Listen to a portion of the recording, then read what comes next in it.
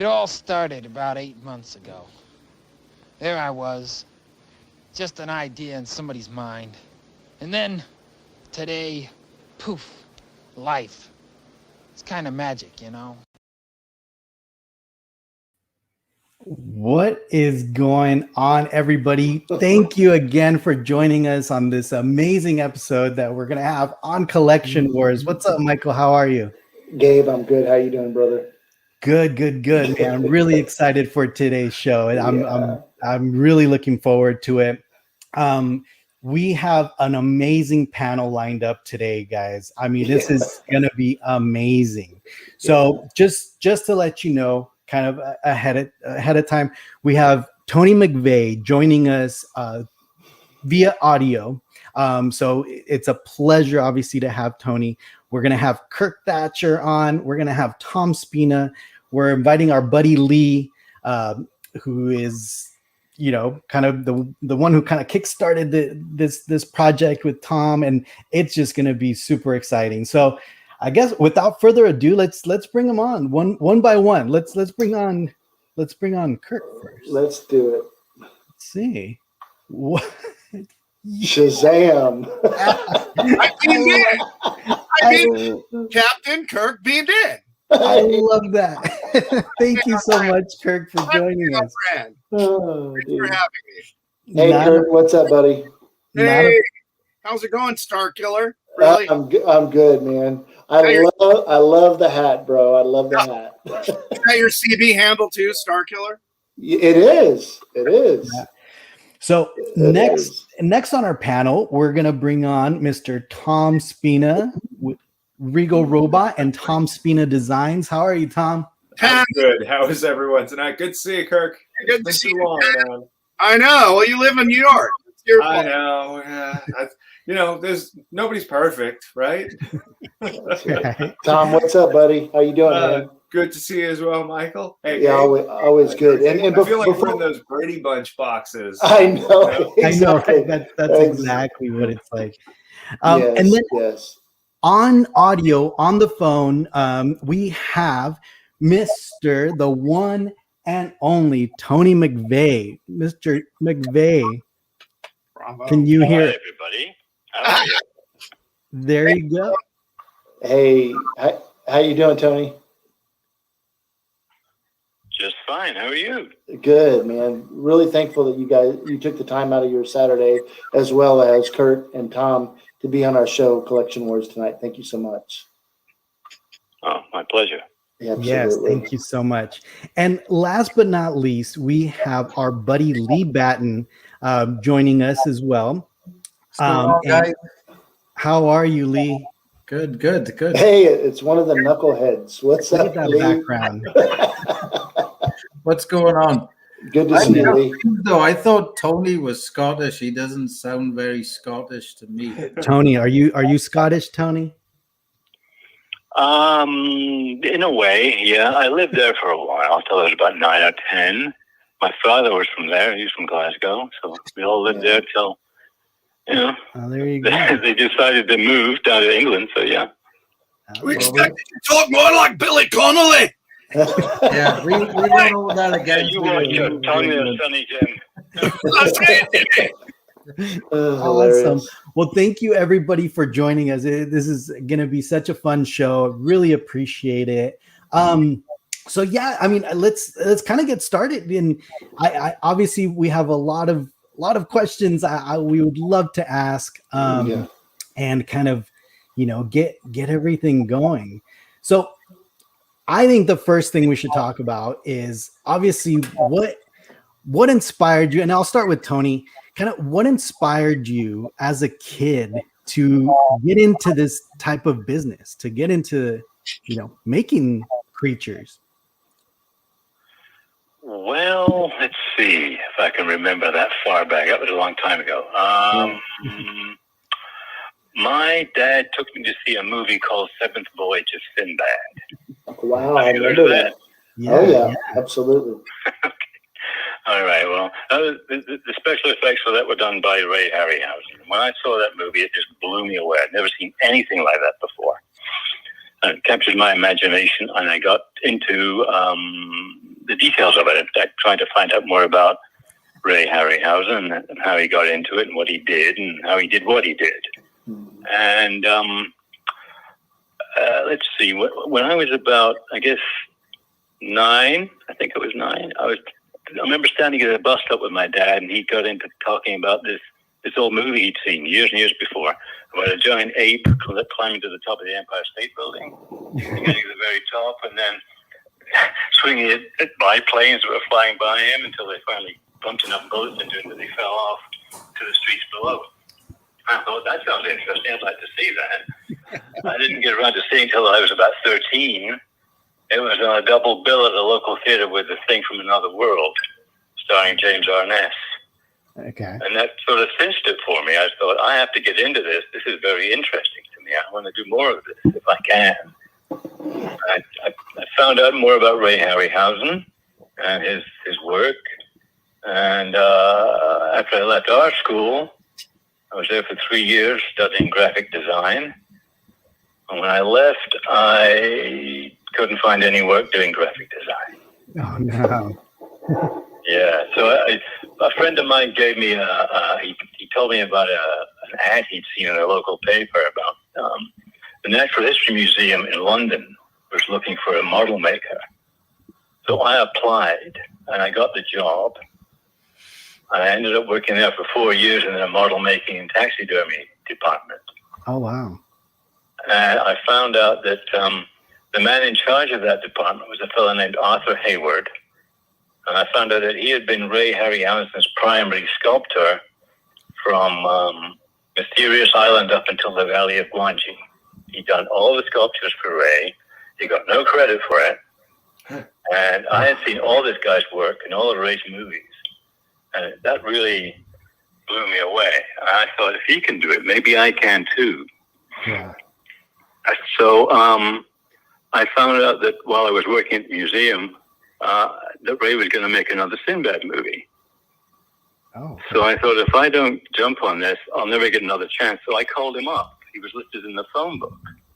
Mm-hmm. I called him up and I asked him if he needed a model maker. And I told him what I did and where I worked. And we arranged to meet.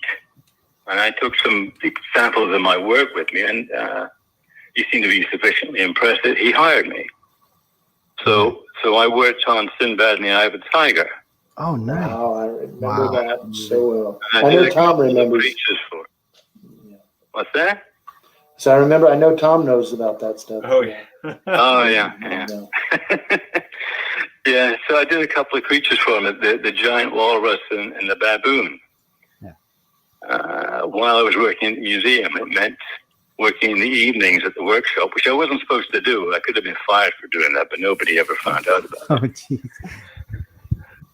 And so, those ended up in the movie. And I eventually left the museum and started working for Jim Henson on The Dark Crystal. Oh, yeah, nice. Yeah. I was on that for about a year or so. And when my duties for that were over, right about the time they started live action filming, I decided that might be interesting to come over to the States and see if I could find some more work over here, because there wasn't that much going on in England at the time. Mm-hmm. So with a friend of mine that I met on Dark Crystal, a fellow named Mike McCormick, who was an American, he was from Albuquerque. He was a puppet maker. Mm-hmm. We came over here and we went to LA and we visited various workshops. Rob Bottin's workshop, he was just starting up on The Thing for John Carpenter. So we got a tour of that workshop. But there was no work going. We had to be members of the union to get into it. We weren't. Yeah. But we got a tour. We looked at a few other shops in LA. And someone suggested we should come up to Northern California because the next Star Wars movie was starting up. And it was either me or Mike gave Phil Tippett a call. Mm-hmm. And he apparently had heard of me, and he invited us to come up. So we drove up from LA to San Francisco. Mm-hmm. We met with Phil and showed him what we could do. I mean, bunches of photographs from previous productions and so on. Mhm. And we got hired. Wow. Awesome. And this was obviously for Return of the Jedi, right, Tony? Yes, correct. Awesome. And so we had to go back. We had to fly back to England and try and clear up our affairs. And a week later, we were back here in the States, and we started work. Wow. And I ended up working on that show for about 11 months. So it was an extremely interesting and extremely hectic project, but I'm sure glad I did it. It was a lot of fun. Absolutely. And we're showing, I have a picture here of kind of all of the creature shop with, you know, kind of all the puppets and all the props hanging. And we see you kind of in the back with Salacious and Mon Calamari in the background. And we also see Kirk. We see Kirk down there with some Rancor. Is that Effont Man? Effont Mon legs, yeah. Effont Man Those are legs. outstanding. Yes. That's actually just what Kirk's legs look like when he takes his pants off. Don't make fun. They just molded my legs, and That's hilarious. You saved them a lot. It's a lot of money saved. Yeah. So Tony, so then you started working on Return of the Jedi, and that was kind of your in here in the United States with the creatures and all that, right? Yeah, pretty much. I took about, 7 months off after that because I was completely burned out. I spent a year on the Dark Crystal and then followed by another year on Jedi.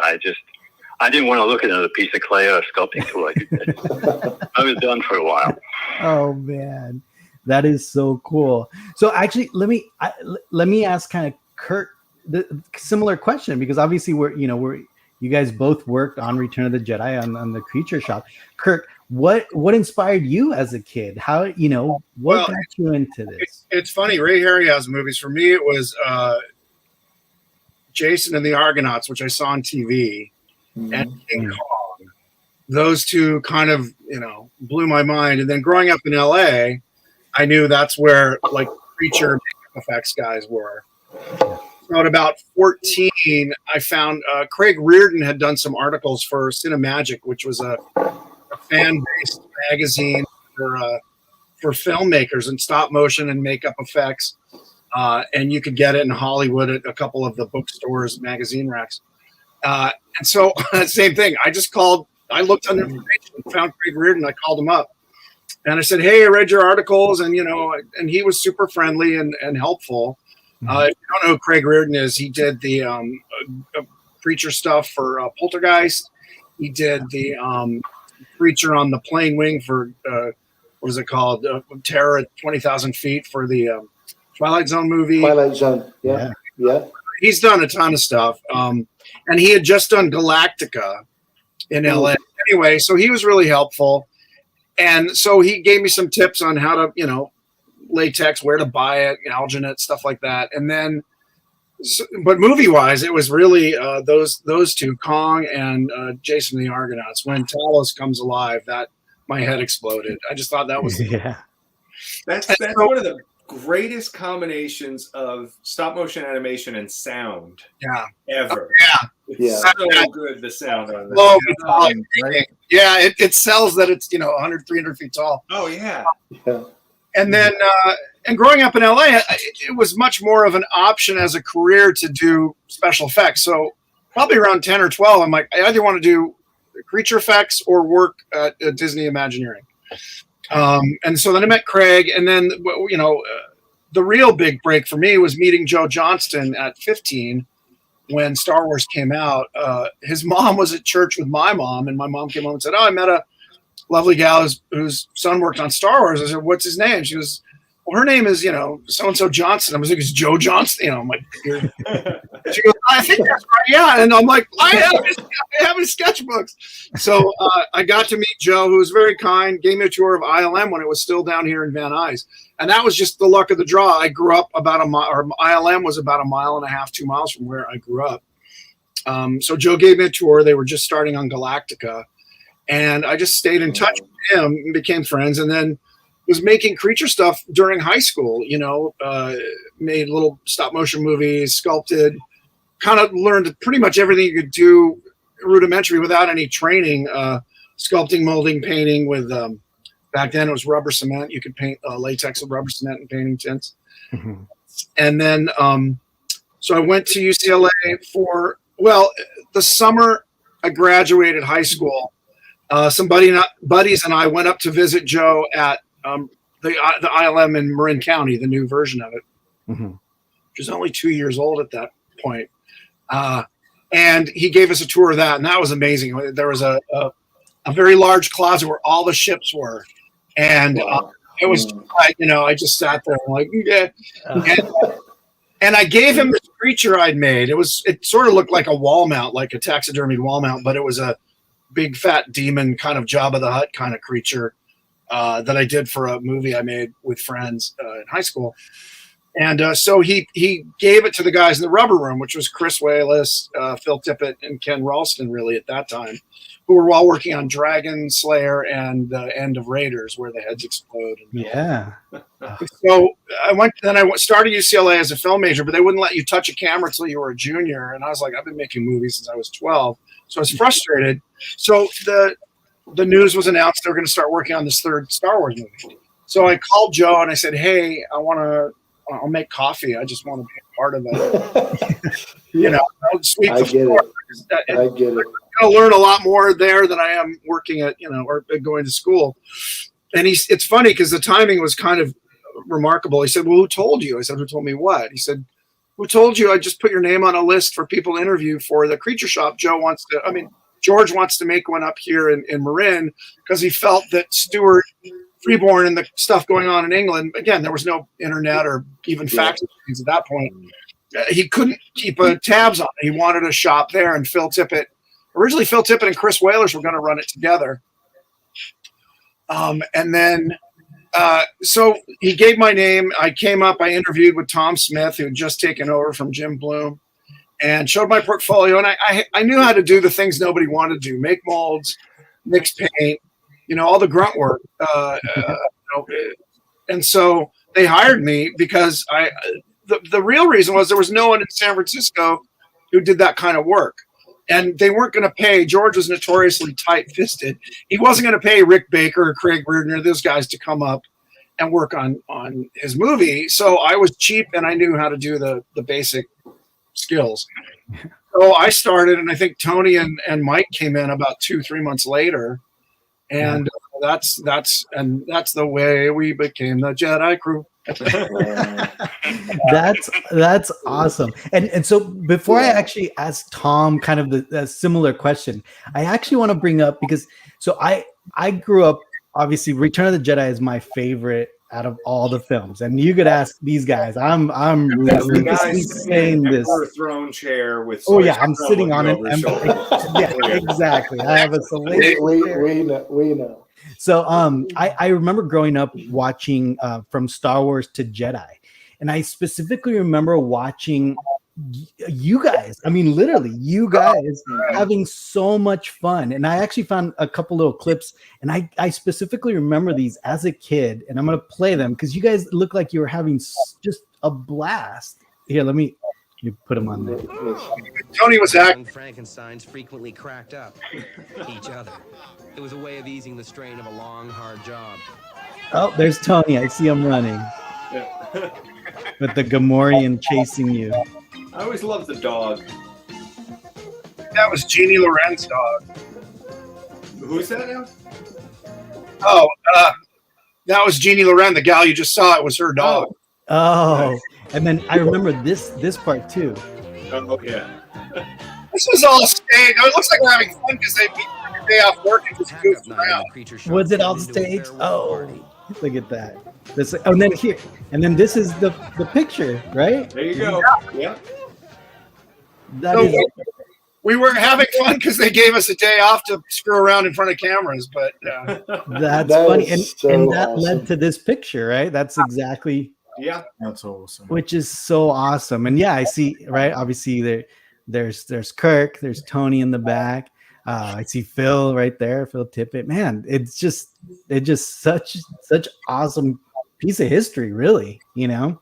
And then you've got people like Tom Spina to take the torch and take it to another level for all of us collectors and wannabes. I just live and breathe it, you know. Just do my best to pay homage and live up to what they put out there back then. And, yeah. Well, Tom, sure. So you know, basically, I kind of wanted to ask you kind of a similar question, right? As a kid, kind of what inspired you, you know, to get into creature making? You know, prior to Star Wars, it was King Kong. It was Mighty Joe Young. They used to play them back to back on Channel 9 out here on Thanksgiving. And I thought it was like a giant 4-hour monkey movie. And I didn't realize, like, I thought he fell off the thing and then he was okay. He just got a little smaller and, you know, went back to the jungle for a while. It's a much happier movie that way.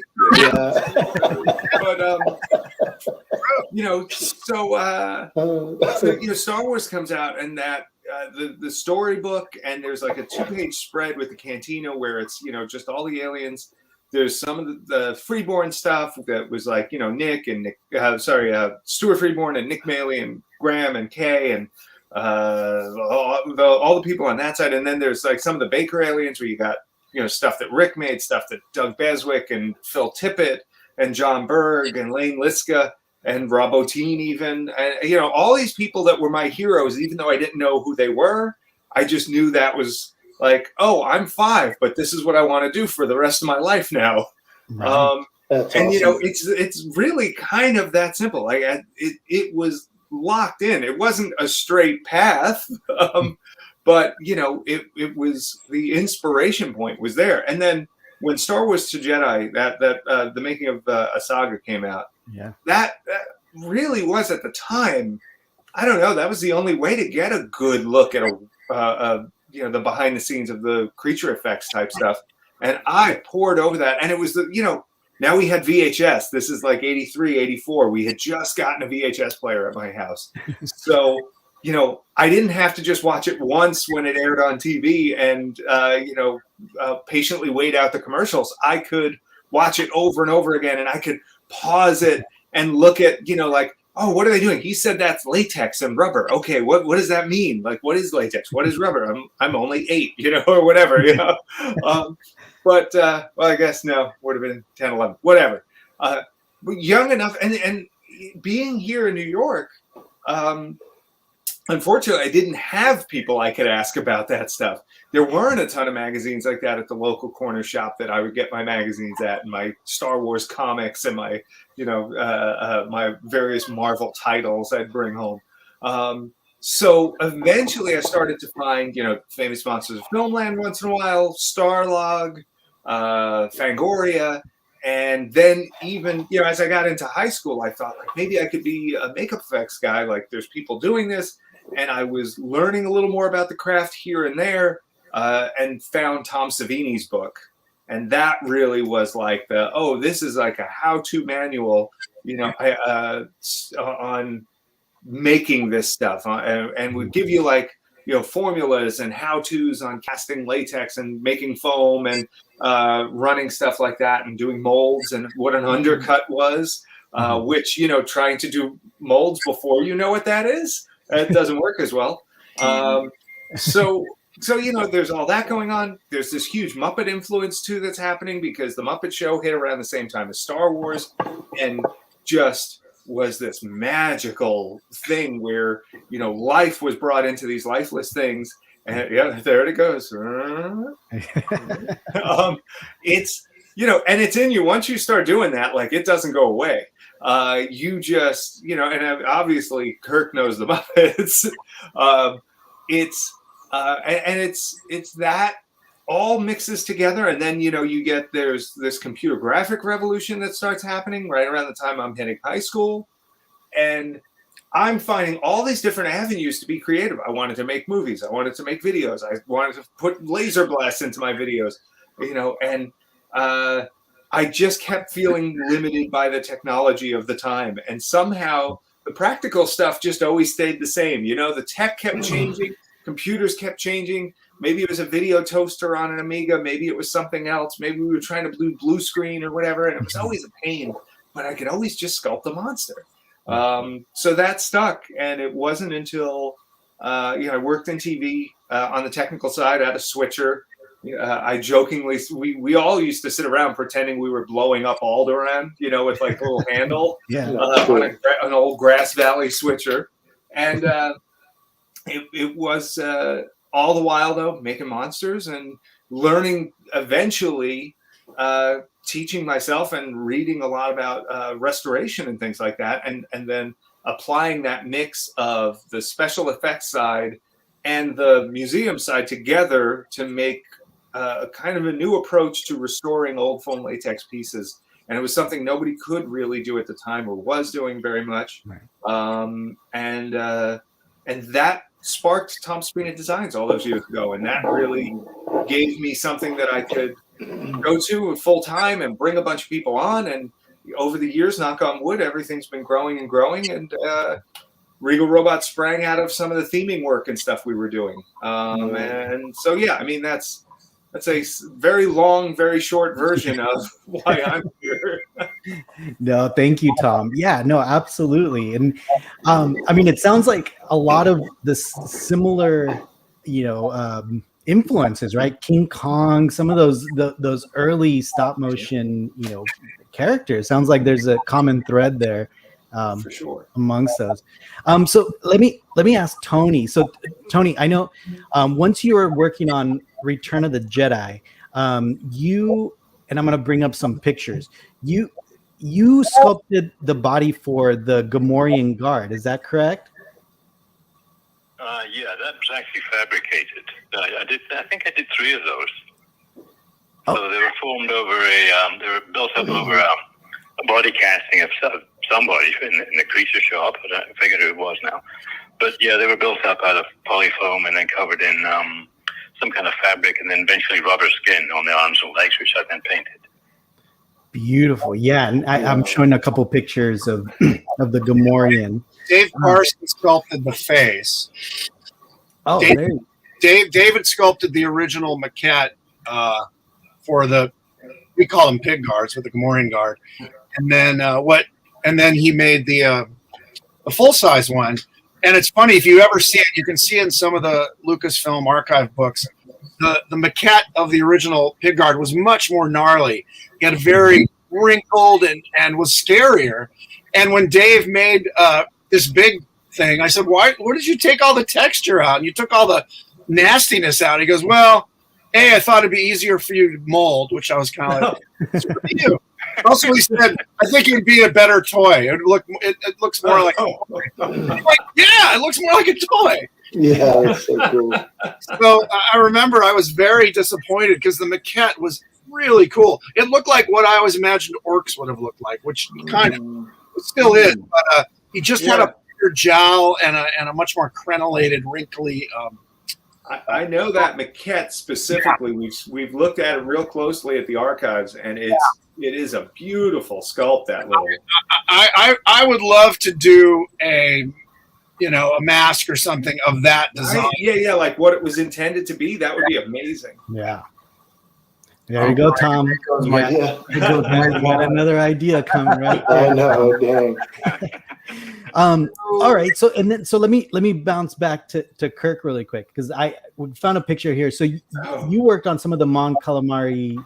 I set up the paint shop and painted most everything that Phil didn't paint. If it was painted in the movie, it was either I or Phil. Well, Tony, I think, painted Salacious. Mm-hmm. Yeah, it's because that was like his own thing. But most every creature in there. So I painted all the Akbars except for the one with the dialogue.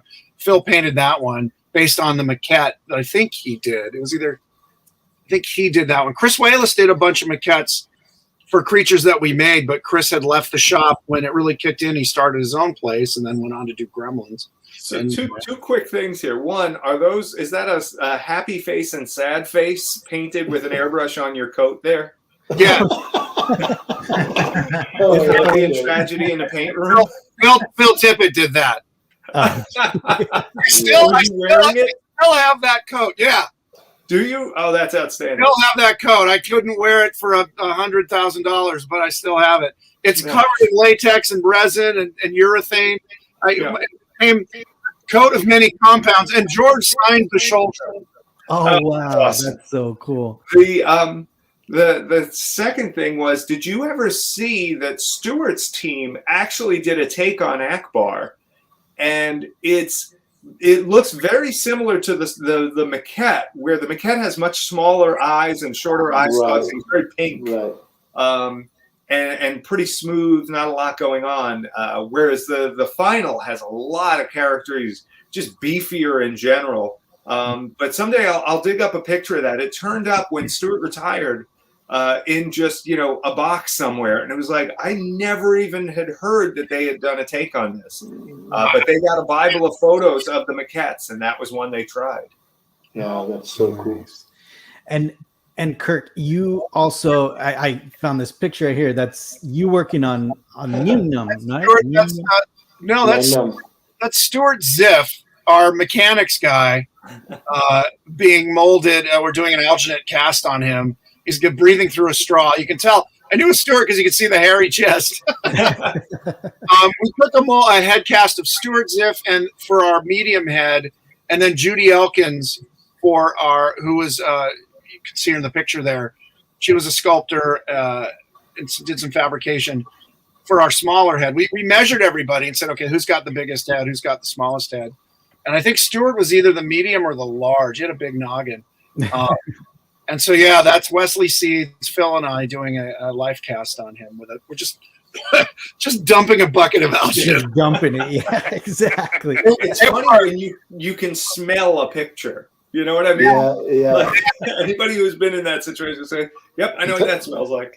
Tom, are you familiar with this, Tom? Are you familiar with this? I'm sure you are, buddy. Yeah. And hey, just real quick to all of our live viewers, Gabe and I are absolutely majorly geeking out. We do see all of the comments, and we thank every single one of you guys for joining us on a Saturday night. Thank you so much. I'm sure you guys are in awe, just like Gabe and I. And we are just pumped over everything that's going on. I can't even believe this. And we'll get to some comments in a little while. Absolutely. So I also got a picture here with Kirk. It looks like you're puppeteering there. Yeah, that's okay. So we built Neum Nub, and people kind of blow their circuits and explain to them that he was a puppet for all his dialogue scenes. They thought he was a mask, and he made a mask for when he's running or walking around. But most of the scenes with Lando, or all the scenes in the cockpit, he's Mike Quinn puppeteering him. But we had to test it. Wow. So Mike, I've teased Mike forever that this reveals who really did Neum. Right. That's Tony there on the eyebrows or eye blinks. And then there's another angle on that shot, and I think it's Eben Stromquist was also doing. He's got the cables that are running kind of out between my legs. We had those air hoses coming out too. Bladders for his cheeks. We had bladders in his little cheek flaps to get them to do that. And that's not a foam latex head, right? That's a thin latex skin over poly. No, that was a foam latex head. Okay. We did both. The mask was just slip latex on urethane. That makes more sense. Yeah. And this was a foamed face, and then the back of the head and the ears were. Well, you know what? Hold on. Yeah, no, it had to be because we had. I was trying to say even like the bladders. Like, how much pressure would you have to put on that if that was slipped? Yeah. No, it was a foam face, and again, I painted. Usually made more than one of these things. Dave Bodro just said nerds. You're a nerd. Sorry. He is a nerd. David is a nerd. It was through Dave. I want to actually just really brief. I want to thank Dave for kind of linking us up and kind of getting this set up. Thank you again, David. Yeah, for sure. Yeah, he's not on the call, so we can't. No, he's not.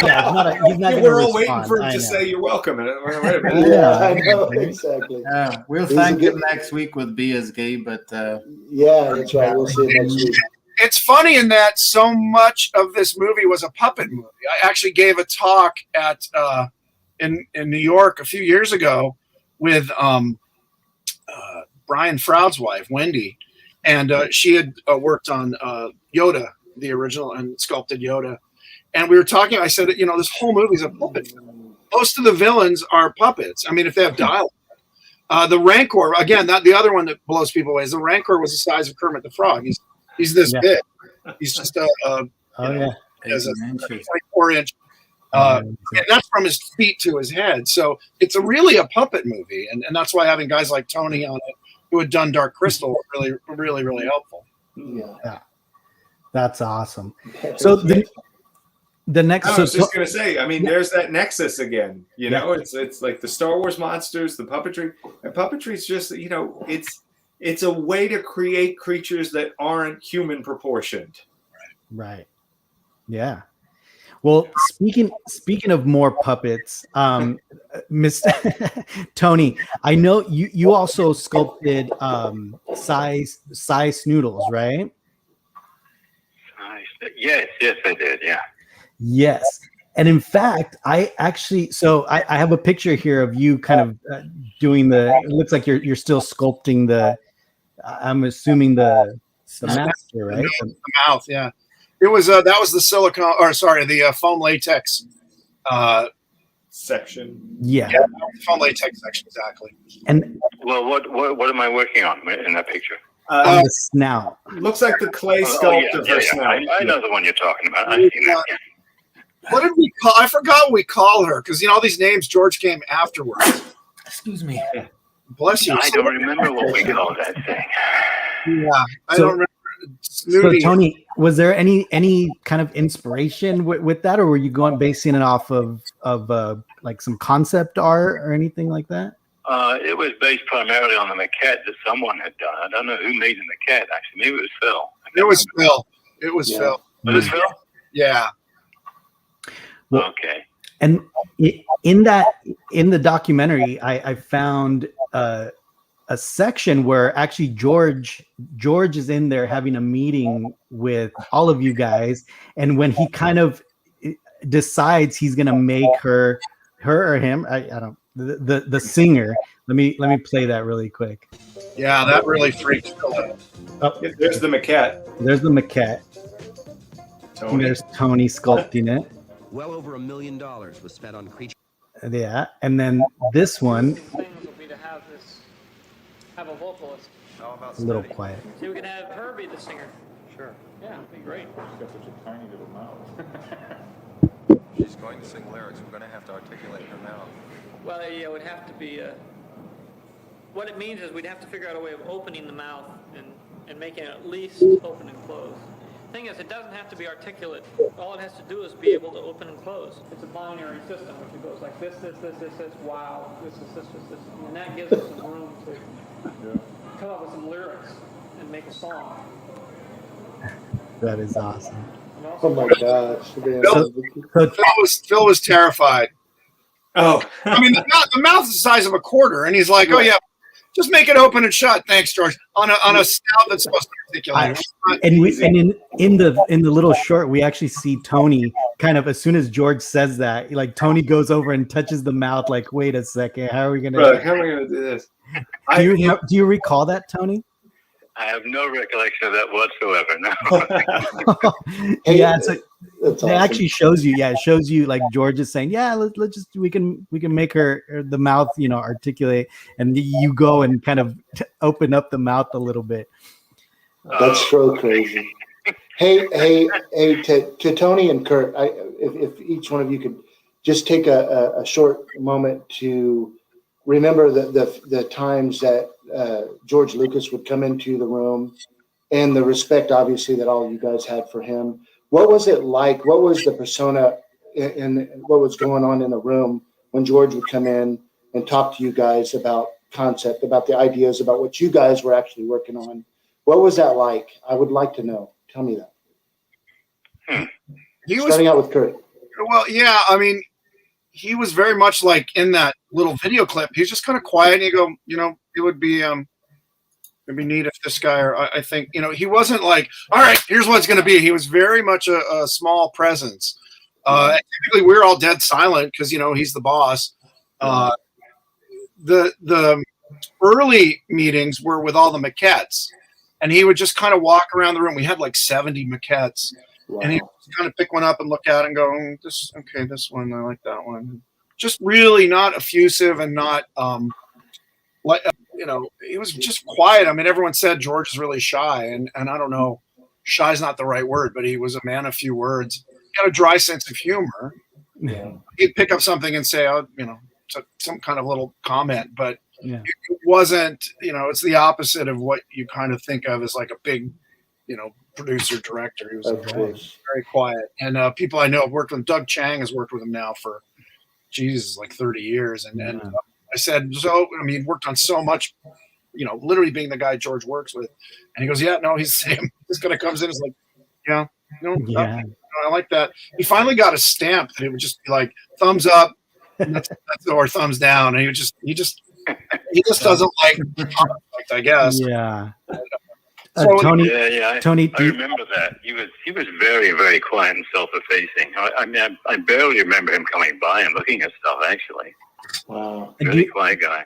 Do you have any memorable kind of moments, Tony, with George that kind of just stick out in your mind? To be honest, no, I don't, because like I say, he was very quiet and self-effacing. I hardly remember him coming by, actually. Yeah.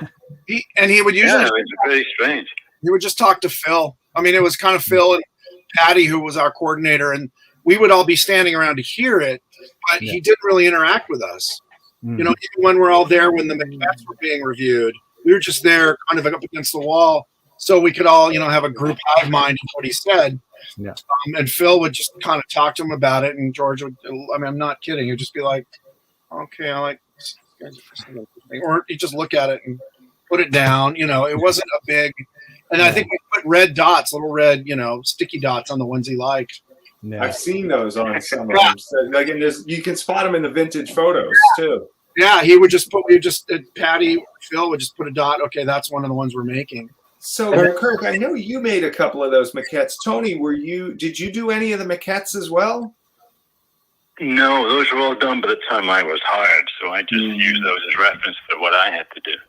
Gotcha. Yeah, they were like the first two. That was a little prior to me joining.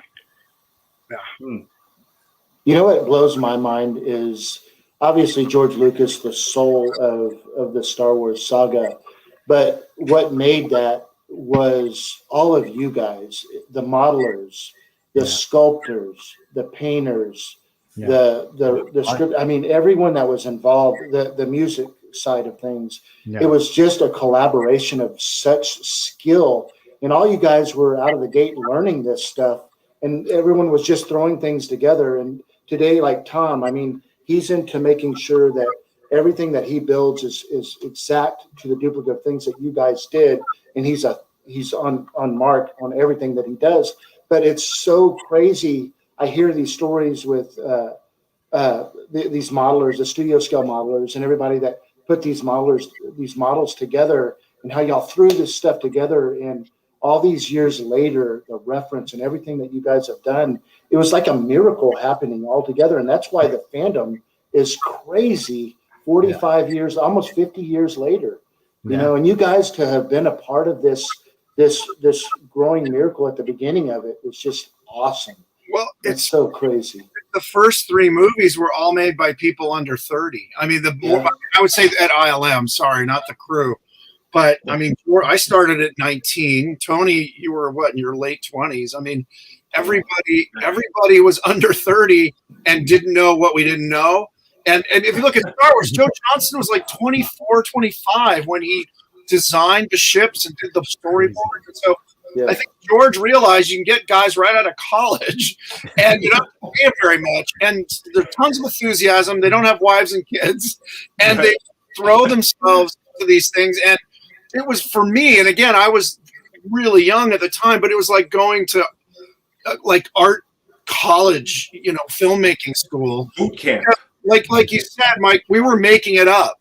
Nobody had done, all the techniques were there, but nobody had used them a lot of times in the ways we were doing it. And I think that's the fun of it. It wasn't become like, okay, we're just making a bunch of masks, all right. Yeah. No, it's like we're doing a hand puppet that's going to be a giant creature, and we're going to do a giant creature that's going to have 4 people inside of it. Stuff that people had not done, and I think that was when you said we were having fun. I think that's the core of the fun is we were making stuff up as we were making stuff, and I think that was part of it.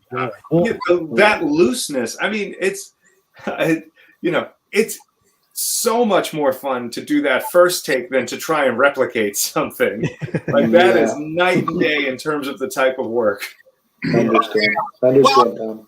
And I think, and this is my rant, I think you don't have that anymore. I mean, all these studios, when they get successful, even ILM now I mean, there's still really creative people there, but it's a bunch of cubicles with people on computers.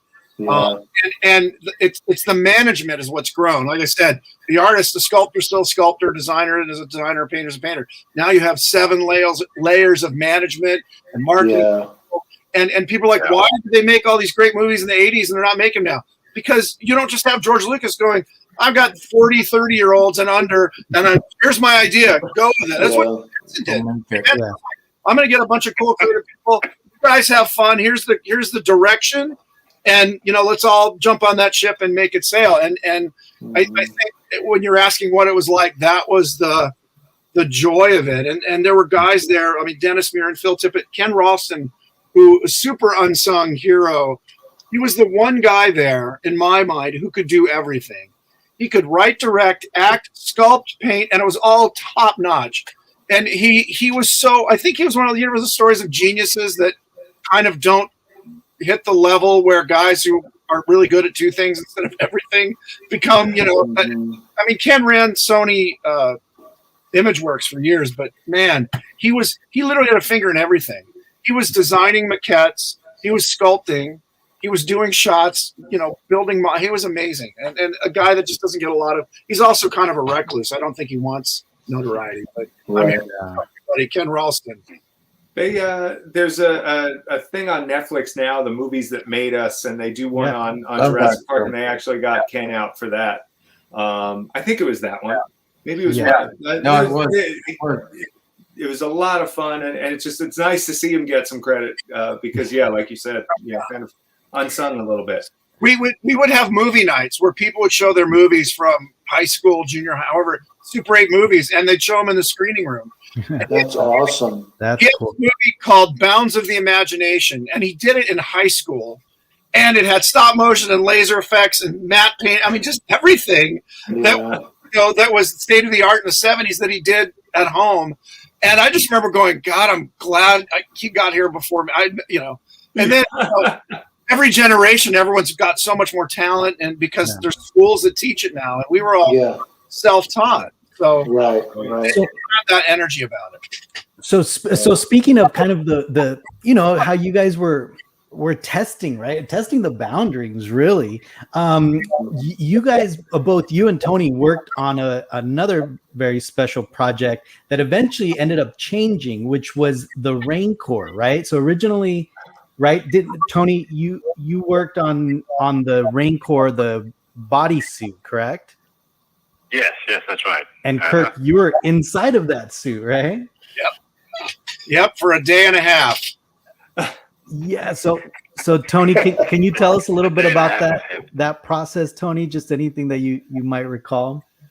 Let's see what I can remember. I think George came up with the idea of trying to make it as a costume because he wanted to try the Godzilla approach for that thing because I think at one point they considered using stop motion for it, and I don't think George wanted to go down that road. He wanted to try something that was quicker and a little bit easier to do. So somebody put me up for the job of building the costume, the exterior of the costume. And there was a small team of people, and Kirk was one of the people on that, constructing that thing. Mm-hmm. I think it was like 5 or 6 people, if that's right, Kirk. I can't quite remember now. Well, because there was molding and casting, and you were carving and sculpting the foam, and then mixing it. Right. I sculpted the head too for it, and that was molded and cast. And we had to make some changes to the proportions because the Rancor has really long arms, But that wouldn't have worked with a costume because the fingers were closed by cable pulls. And if you make the forearm too long, the person inside of it simply can't move the fingers. There's too much inertia to overcome, too much resistance. So we had to shorten those, which kind of compromised the look of the character, I thought. He looked really good with those long arms, and I was ashamed to see those go. But we did finish the costume, and I had to build up the shapes out of foam, Scott foam as it was, and then color them in latex and paint the thing. And then they did some tests. And I don't think anybody on that team really believed that building a costume for that character was the way to go. I sure didn't. I didn't think it was going to work out. And it turned out they went back to using a puppet. And I think that was a good idea. Yeah. Well, yeah, just to fill in some of the gaps, it was designed as a stop motion puppet, and it had, like Tony said, giant arms and huge fingers, like these huge, very scary claws. And then I was in the screening room when we were looking at something. It might have been the Num test or something, and George was there, and we started talking about the Rancor, and George goes, I think you guys should, I don't want to do, like Tony said, I want to do it stop motion. I think you should do a guy in a suit. And there was just like this silence. Phil's like, oh no, that's really not going to look good. You know, it's not designed. George is like, come on. I mean, this is about as George would get. Come on, you guys can show those guys at Toho how to do better. And I remember Dennis Murin was there and Phil, and they were just like, oh boy, it's just, you know, those things look really hokey. And George is like, well, do it better. You know, it's like, it's a challenge. So like Tony said, we all went back like, this is such a dumb idea. My joke was Phil put me in the suit to help prove what a bad idea was. Because I was not a suit. In fact, it was built, Tony, if you remember, it was built for a stunt guy who was about 5'8". And, you know, yeah, a dancer stunt guy, and we put him in the suit, and he just kept going, falling over. So front heavy. So he put on the suit and go. The other thing that is insane about it is, so you couldn't see anything. The head, it was like wearing a garbage can over your head. Your left arm, I think, left arm was in the creature's claw hand that worked. The right arm was puppeteered by Phil and Dave Carson there in that picture, working on an extension out the elbow. And they strapped a Sony monitor, which back then was the size of a loaf of bread. It was a little like 6-inch, 4-inch monitor, but you had to strap it. Again, it was like strapping a shoebox to your chest. And it was black and white reverse. So you're seeing what was on the camera. And then it was flipped and black and white. So your head is down, because I'd wear the damn thing. Yeah. Your head is down. Your right hand is working the head and the jaw. So you're doing this to make it look left and right and open the jaw. My left hand was in the one arm there was probably a 1.5 foot extension to make the arm longer, because that's obviously not my hand and its hand. And also you had to stand. If any of you played football, there's a stance called a quarter eagle, where your knees are bent, and so your knees are bent, your head is straight down, looking down like at your belly button. This monitor.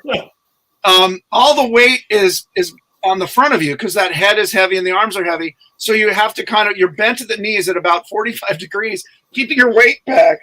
And then it's like, okay, now act like a monster. They built a little set out of styrofoam, stalactites and stuff. And they smoked it up, and they were over cranking it. And then Phil's yelling, okay, turn left. and Tony sculpted a pig guard that was about 2 feet tall. That was a boring guard that was in scale with the suit, because this was all done after principal photography, I think. Yeah. And so I had to cast it and then mold it in gelatin, because the idea was that he would bite it and rip it apart, like rip off an arm. So we made a green gelatin pig guard, which weighed a ton. Oh yeah. And I don't know if we even tested it with it. But I think I might have found it. Hold on. Right? Is it that? Yep. And there's George talking about it. He's telling him that he wants him to look at Luke.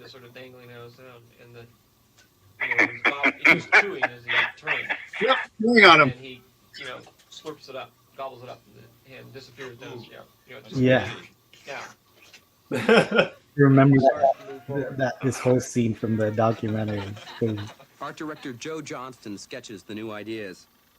From his sketches, Joe created a storyboard for Phil Tippett, who played the Rancor in this early incarnation.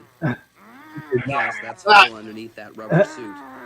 He's like hitting the rock. Miniature special effects photography. His colleagues, Richard Edlund and Ken Ralston, did our space shots. The technique for animating a classic fairy tale situation, the dragon in his lair, is itself. There's the monitor. It was used in Japanese monster movies. And there's Tony helping Phil out of the costume. That's not Tony, that's Ed Hirsch. Oh, that's yeah. That's not enough hair. Not enough hair. Though, the Rancor's cave was proportions. It was about 30 inches high. There it is.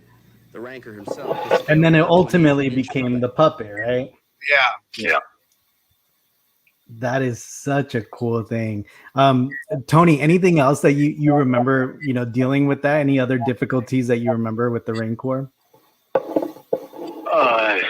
Just all of it, just from beginning to end. It was a real pain in the neck to make. I think I did. I think I sculpted the pig guard for it too. Is that right, Kirk? Was it me that did that? I sculpted the little 2-foot high pig guard. No. Yeah. Yeah, I thought so. And Tony also did, if I'm not mistaken, the big giant full-sized hand that Mark Hamill has to go into. Yes, that I was gonna. Oh, the big hand. Yeah, I did do that. Yeah, that's right. Yeah, and I was gonna show that from the scene, and it's the same hand that obviously grabs the Gamorrean guard as well, but you could see it's kind of cut into the scene, right? Mm-hmm. Yeah. It's real effective. A lot of time on that thing. Hardly saw it. There it is. I don't know. I almost wonder if that one wasn't a comp, actually. Oh, you that think? wasn't the puppet hand in the foreground. Oh, maybe. Oh, good. Now, Tony, did you sculpt the tiny pig guard, the little 4-inch tall one? I don't remember doing that. No, I don't know who did that.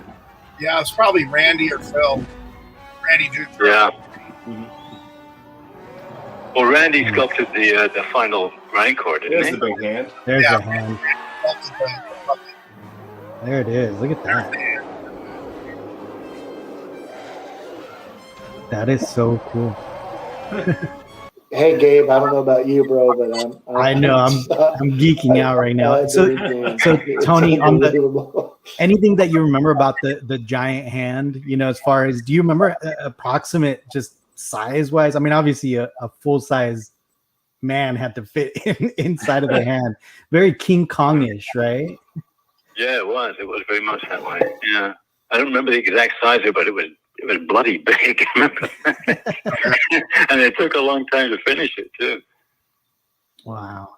And it just looked, and it's so seamless though too on the screen, like going back and forth from the puppet to the larger hand. Well, as I recall, you couldn't see that much of it. It was very low key light. I mean, you didn't see too much in the way of detail or the shape of the thing. It was pretty extreme close up, I think. Yeah. And that too was that you sculpted that in Scott foam over a big armature, and then we ran skins. And it wasn't sculpted in clay, anything that big. Except the Java is the only thing I think that was actually sculpted, as the size it was. Most of the stuff we did was done in skins. Well, I don't know. Effantmon is pretty huge. That's I remember seeing pictures of you guys working on the mold for Effantmon. Yeah, and that I got a hernia just looking at the mold. I was like, oh, my back. I looked at the picture. What I love is Tony sculpted that in 2 days. Oh wow! That is huge. Well, I had to because it was wet clay, so I had to work fast, and it was the middle of summer, and things were drying out really fast, so I had to move on that thing. You whack that thing together, so it's basically a giant wall mask. It's just flat in the back, and then we knew that the coat would basically drape over it. So he sculpted this literally almost 6 foot high face, and then Wesley and I made this giant plaster mold, and then it was just latex. I keep saying silicone, latex and urethane foam, and then there was basically a harness that you wore, and then the hands were sculpted separately. Did you do his hands too? I think the hands were from another character that Phil did. Yeah, it might have been for what's his name? Hermie Yodel's hands, maybe. I think so. Yeah. I think they were. I never looked closely, but yeah, it wouldn't surprise me. You look at all of these movies. There's always hand reuse. Yeah. The first movie, everybody's either got the "It's Alive" baby claws, or they've got those hoof hands that McVey sculpted. You know? Do you know that the reason Hermie Yodel's called Hermie Yodel? No. We called him Hemorrhoid. He looked like a big hemorrhoid, so we just called him Hemorrhoid. And then George would take these names and scramble them. Yeah. And they became Hermie Yodel, which is just hemorrhoids. I mean, almost all of them. That's hilarious. Well, speaking of F-Mon, right? And it's a great segue to kind of the star of today's show. Well done, Gabe. Right? Yeah, I did my research. So, Tony, can you tell us a little bit about the relationship between F-Mon and Salacious Crumb, please? Well, let's see now. When the F-Mon costume was finished, as I recall, Phil came to me one day and said, "We'd like to put a little creature on his shoulder or his arm, like a parrot like a pirate with his parrot, his pet parrot. So, can you design something that we can construct and put in that role?" So I went home that night and I sat down and I drew something. It was a cross between a parrot and a monkey. And I brought it back the next day and showed it to Phil, and he said, "Yeah, go ahead and make that thing." It was just as simple as that. There was hardly any thought given to it. So I went ahead and constructed this thing. It was mainly fabricated. The body, arms and legs were all fabricated. And the head was sculpted and cast in foam latex. And the neck was a fabric sleeve with latex glued over it. It was very, very basic and simple. It didn't have any facial articulation. It couldn't blink. It couldn't move his eyes because it didn't need to. It was a background character. And we all thought, you're going to see it for 3 seconds, and that'll be that. And so I finished it and painted it.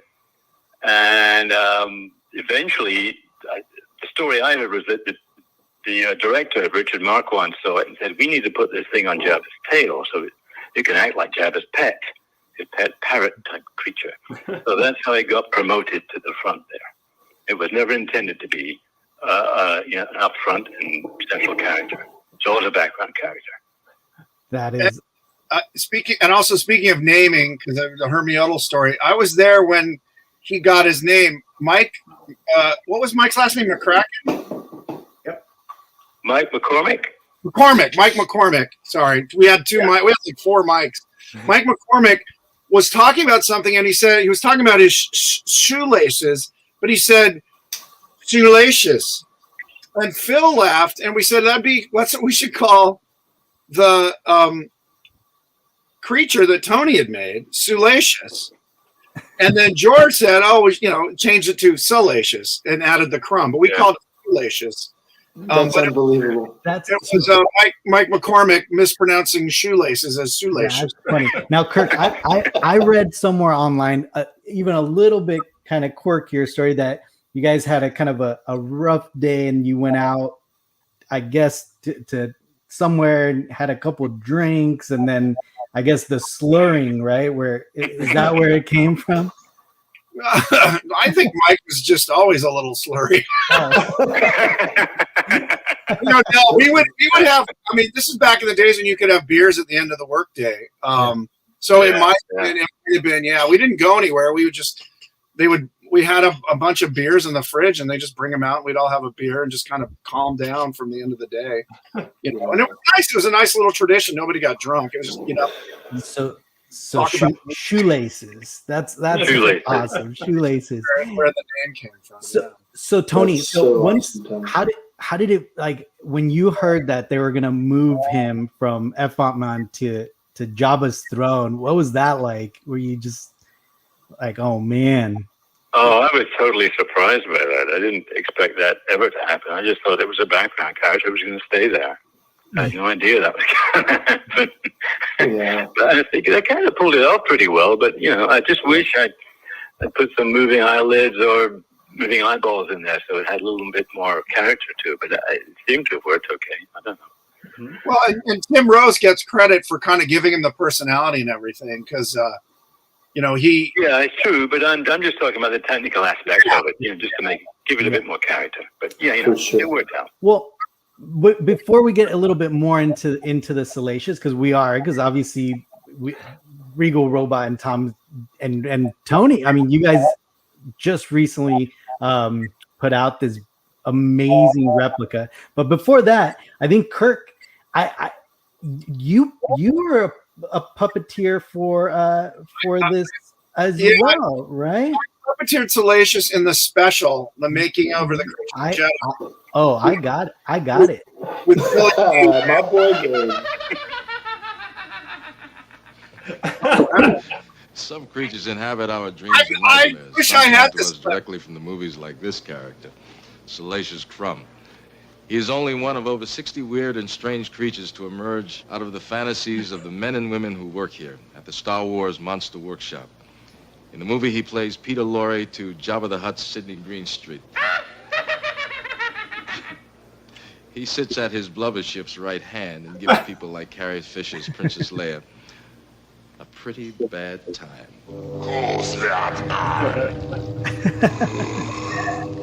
And then we got there's a couple scenes in here. This guy, he's ugly and bad. Look what he did to C-3PO. Not my eyes, Datu! Help! Quickly, Datu! Salacious says he's depraved because he's deprived. But some creatures have accepted and enjoyed the way they look. Enough of this serious talk. I'd like to regale you now with, oh, I'm ugly as sin. 'Cause beautiful's out ugly's in. If you're ugly like me, you're in good company. 'Cause there's millions of us who are ugly. At the Industrial Light and Magic Workshop outside San Francisco, George Lucas and over 140 people began in 1980 to design and build not only ugly, but bizarre creatures for Return of the Jedi. Reuse. More than 60 alien creatures were built in 6 months, many of them being charged with life by cables, sacks, bladders, and pipes. And then finally, there's one more scene in there where they do anything. He doesn't pluck airplanes out of the air or tear down elevated trains. He just oozes mean. I mean, he's bad.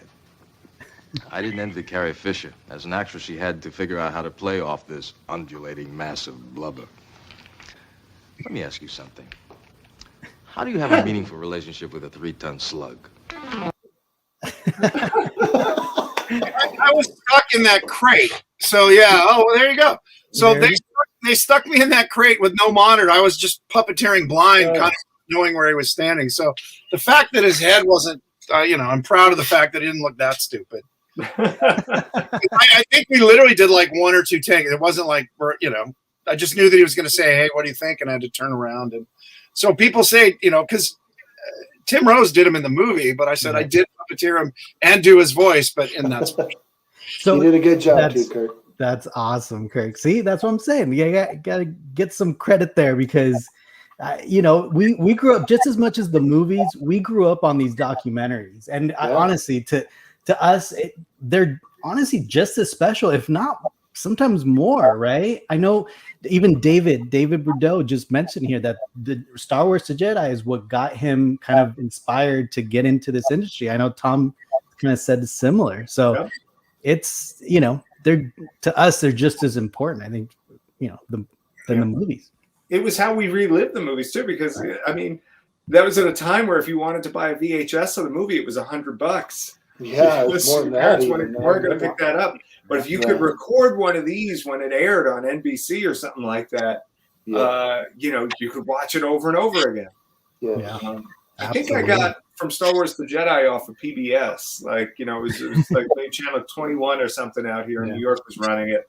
And they would do the commercial for the tote bags in the breaks. And I just, I captured a few of those in my recording of it. Yeah. That's awesome. And Tony, so now we're getting into obviously the Salacious. We found some concept art that they just recently published it on StarWars.com.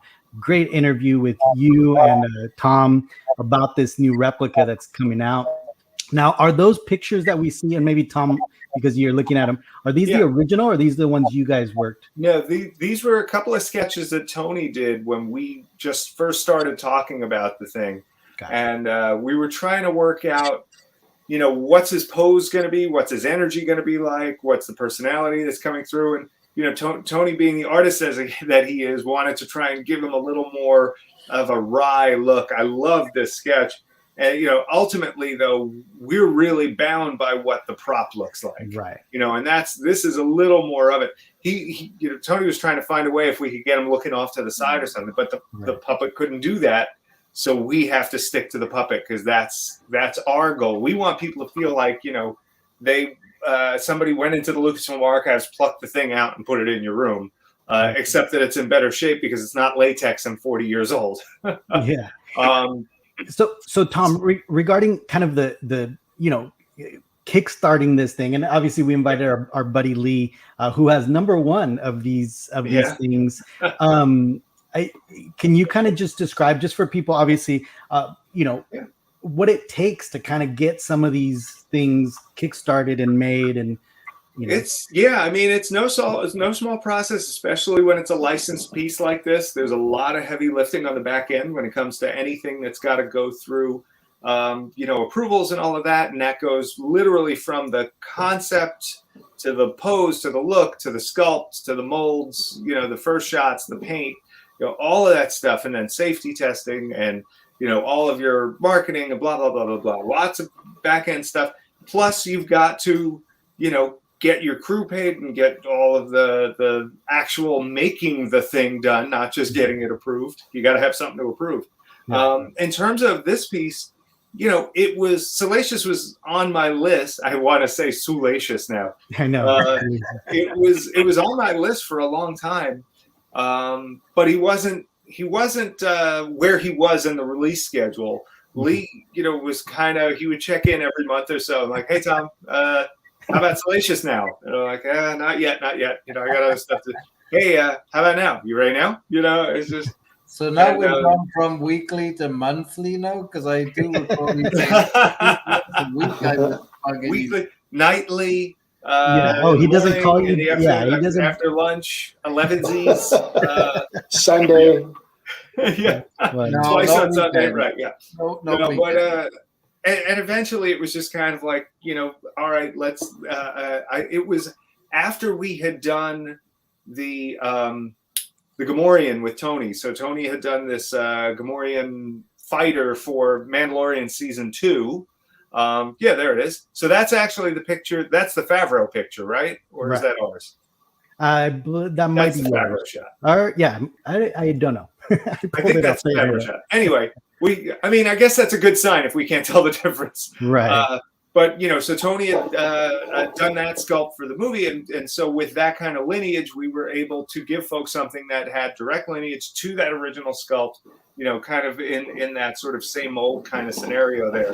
And that was really cool. It gave us something especially with Mando being as big as it was. And there wasn't a lot of stuff like that out there for Mando. This, you got toys and things like that. But this was something that was like really from the production. It's an amazing, really cool sculpt, and it's like it was the first thing that we saw from season 2. Jon Favreau put that on his Instagram. That was literally the first thing we saw from season 2. Yeah. So we had just finished that, and then I kind of got thinking. I was like, well, if we're working with Tony, if you're going to do a Salacious Crumb, like that's the guy to sculpt it.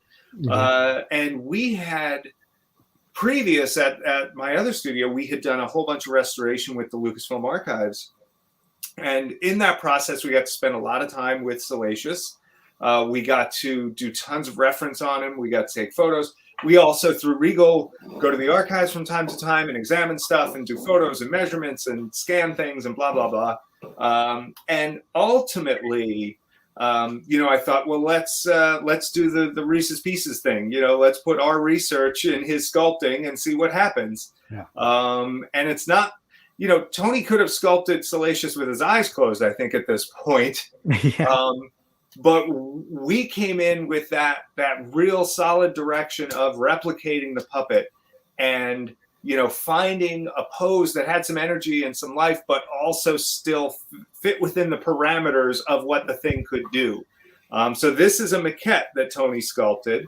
And you know what? I'll let Tony talk a little about the maquette. They've got a picture up of the little mini one you did, Tony. You want to talk a little about making that guy? Well, let's see if I can remember what I did with that guy. Well, based on what I got from our conversations, it sounded like you wanted something pretty close to the original, and I thought, well, it's going to help everybody if I go ahead and make this little 3-inch, 4-inch tall maquette just to work out the position of him, his pose, some of the details and so on. So, I've done that, well, quite a lot actually in the past, so it wasn't anything out of the ordinary for me. It's just a part of the process. And Tom quite liked what I came up with, so I used that as a blueprint for the big one. It went pretty well. Nice. Yeah, we kind of stuck pretty tightly to it. Are those BBs or ball bearings in the eyes on that maquette? Yeah, I think it's BBs. I love it. Awesome. So, and Tony, by this time, I mean, you've sculpted the Salacious about 4 times, right? From my understanding. Yes. What 4 times have you had to do it? Well, the original, plus I did one for Sideshow a few years back. Yep. That was just about life size. I did another one for Mandalorian. A puppet version that was seen for all of 3 seconds, I think. Yeah. That one you did roasted? And this one. Yeah, the roasted one, right? He's getting roasted in the Mandalorian. That's so cool. I love that. The one in the cage is watching the roasted. Oh, the one in the cage. Oh, awesome. It's just such I didn't do the roasted one. I have no idea. Horrible moment. Just you see one roasting, you're like, oh, this is terrible, and then it's like you see the buddy who's waiting to be next, and he's like, oh, this just got so worse. Like how? So that's awesome. So then you and Tom kind of just started working on obviously the full size at that point, right? After that the maquette. Yeah, exactly. Yeah. And I had pitched to Tony the idea of doing that stone block base. We wanted to make sure that we were doing something that was unique from the Sideshow version. So Tony's Sideshow one came out in, I think it was 2007, 2008. It's been a long time since that's been done. And, the sculpt on that was amazing. And it was a really great interpretation of the character. Scale-wise, it was a little small. And, it was looser in terms of how it was going to, how it reflected the puppet. And that was... that's kind of Sideshow's thing. They want to make a cool version of a character. So it's more of a statue versus a prop replica. And it's funny. That's certainly the more fun job. That's certainly the easier way to do things.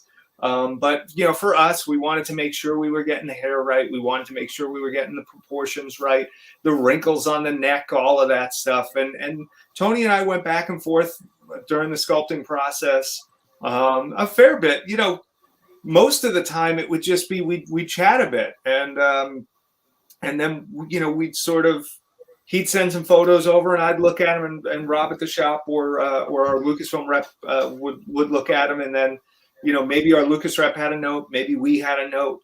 We tell that to Tony. He'd go like, usually it would just be like, okay, I see it, yeah, no problem. And the next round, it just slowly pushed closer and closer to that real puppet. So how Tony, many hours was that? Sorry, Gabe. How many hours did that take to sculpt that to come from concept to? That's a good question for Tony. It was quite a Tony, while. Yeah, Tony. Lee's asking how long approximately, like just the amount of time that went into sculpting the full size one. As I recall, it was a few months. I think like 5 or 6 all told. And I had time off from Mandalorian, so I had the time to do it. It was very convenient the way it worked out. Oh, perfect. See, it was just everything aligning. And I wanted to ask you something. There, obviously, the neck is something that's very, particular about this character. Tony, can you tell us kind of how you created the neck on the original puppet, which now became obviously iconic the way the neck looks? As I recall, and I'm not sure how accurate this recollection is, but as I recall, it was basically a fabric sleeve. And then I covered that fabric sleeve with a little bit of foam to give it some shape. And I put pieces of latex skin over that. And that latex skin was I got that by crumpling up some tin foil and then flattening it out again. So it was nice and flat on a piece of clay. And then I made a plaster mold up for that. And I painted latex into that plaster mold to make the skin pieces. Yeah. And then I glued those onto the neck sleeve. So that's my recollection of how that was done. Yeah, that's what I was going to ask you. The tinfoil is what I heard. It's clever. It's a good trick. So Kirk, you know how this stuff goes together. My favorite thing about this sculpt, it's one thing to sculpt this head because the head was a sculpted piece. It's another thing to sculpt that neck and the body and those arms and make it look like you just put latex onto a bit of tinfoil and then put it on the thing. Like the details Tony did on this thing, to me, that's the most challenging thing out of all of this. He managed to make it look fabricated. Yeah. Yeah. I mean, that's why he's amazing. I mean, he also, the arms and legs are just wooden dowels that he sculpted some foam over and then covered with. It was really fast. And I don't know, did you learn that? It was sort of a stop motion technique, but I know they used it a lot on on Dark Crystal too. Tony. Yeah, they did. It's true. It's an old fabrication technique. It's been around for a long time. Yeah, in fact, we had sheets. We had like 3x2 plaster molds of like 4 or 5 different skins textures. One of which I remember we molded from the pebble stone steps outside of one of the Kerner buildings. We just went there with some alginate and a little tray and poured it on it, and then flipped it and made a mold out of it. And we would make a lot of the creatures' skins from essentially the pebble stone paving stones. That's awesome. Yeah, we did something similar on the base to this. We often will pull texture stamps off of the walls in the studio and stuff, and we had a section where there was just an old concrete block that had broken away. And so, you take even just a little broken section, you're like, all right, we'll do some silicone on this one and a little over there. So we've got all these different texture stamps in the shop, and a lot of them just came off the walls because it's like you just see something. Sometimes it's a piece of fruit, sometimes it's a thing on the wall, and you're just like, oh, mold that quick, Yeah. That's awesome. A lot of what we would walk around see an interesting bit of pavement or wall texture. Yeah. Yeah. Now, Tom, I guess I don't know if it'd be a question for you or for Tony. The glass eyes. I mean, obviously, I could see that being a very difficult process in a hard, statue. It is, but you managed it. Yeah. So we got to see the real puppet up close. I mean, the eyes are fairly standard glass taxidermy eyes. They're the thick glass with paint on the back. They've got that depth to them and stuff like that. There's some overspray in them. We have a company we've worked with for years on glass eyes that did these for us. And so we did a few sets, and I think it's either 1 or 2 pair to Tony once we knew the size of them from the archives. So that when he was doing the clay sculpt, you could see the eyes in there. I feel like it helps with approvals, and it helps with, folks that, maybe don't visualize as much along the way, to have the real eyes in the sculpt. It makes the thing pop, and it just looks more alive. So we did that on the sculpt, and then Tony did his original molds. We got the mold masters, and then we had to basically engineer that for things like the removable arms with the pegs that we've got. Tony had it keyed, which was great for just assembly, but we needed something that was kind of customer friendly for the way the arms peg in. We also engineered how the legs and the tail peg in, which they have a screw and a little washer and a wing nut on the inside. You can take his bottom off. And same for the ears. The ears peg in now. Tony keyed them, but we just added these little pegs and stuff so that we could ship them with the ears off, the arms off, the legs off, the tail. And if somebody didn't have room for the tail, wherever they were putting them, they could leave the tail off, that kind of thing. Talking of that, how long did that take for them to pack one of those, Tom? Because it took me about an hour to unpack it. Yeah. Well, I mean, it's funny. People don't think about people think, oh, the cost of packing is whatever. But we had 2 people from the shop, and they managed to pack 3 of them in one day. So, I mean, Wow. just as a cost, that's not insignificant, especially in New York. But those, so these original 6, it started with Lee's, insistence. Constant action. And then I said, okay, if we're gonna do this, I think you might have actually talked to a few people that then asked me. They're like, oh, I heard about this thing. Can I get in on? And these are all longtime customers. Gabe being one of them, and some of the Rogue One 6 guys. And we, so I put together the first 6. And initially I thought it was going to be, okay, well, you guys commissioned it, and then we'll put it up for sale, and then we'll do them all at the same time. And, what we tried on this one, and it's something we haven't done before, is I said, all right, well, I've got these 6 kind of like pre-orders here. What if we make them at the same time that we do our paint masters? What if we make them, and it's the same people that paint the paint masters that paint the production ones for us. We do this, the finish work on every one of these is done by the team I've got in New York. So what if we put them in your hands and then put them up for sale? Because usually you guys put your videos out there and it's 8 months after the thing is sold out, and everybody looks at it and goes, oh, that's an amazing Rancor. Where can I get it? And it's like, you can't, it's sold out. So that's true.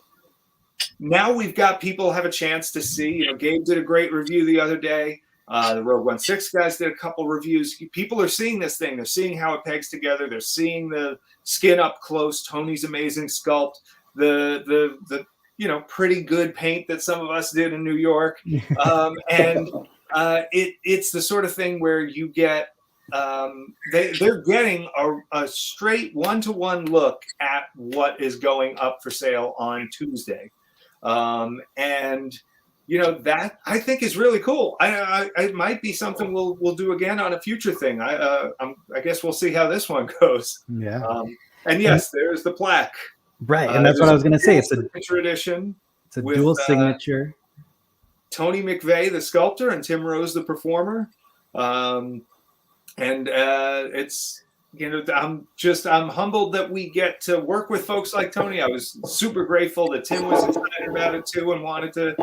He said, "Oh, Tim, by the way, Tony, I think I might have sent you an email with his quote, but Tim was effusive about the sculpt. He was very, very happy with what you did."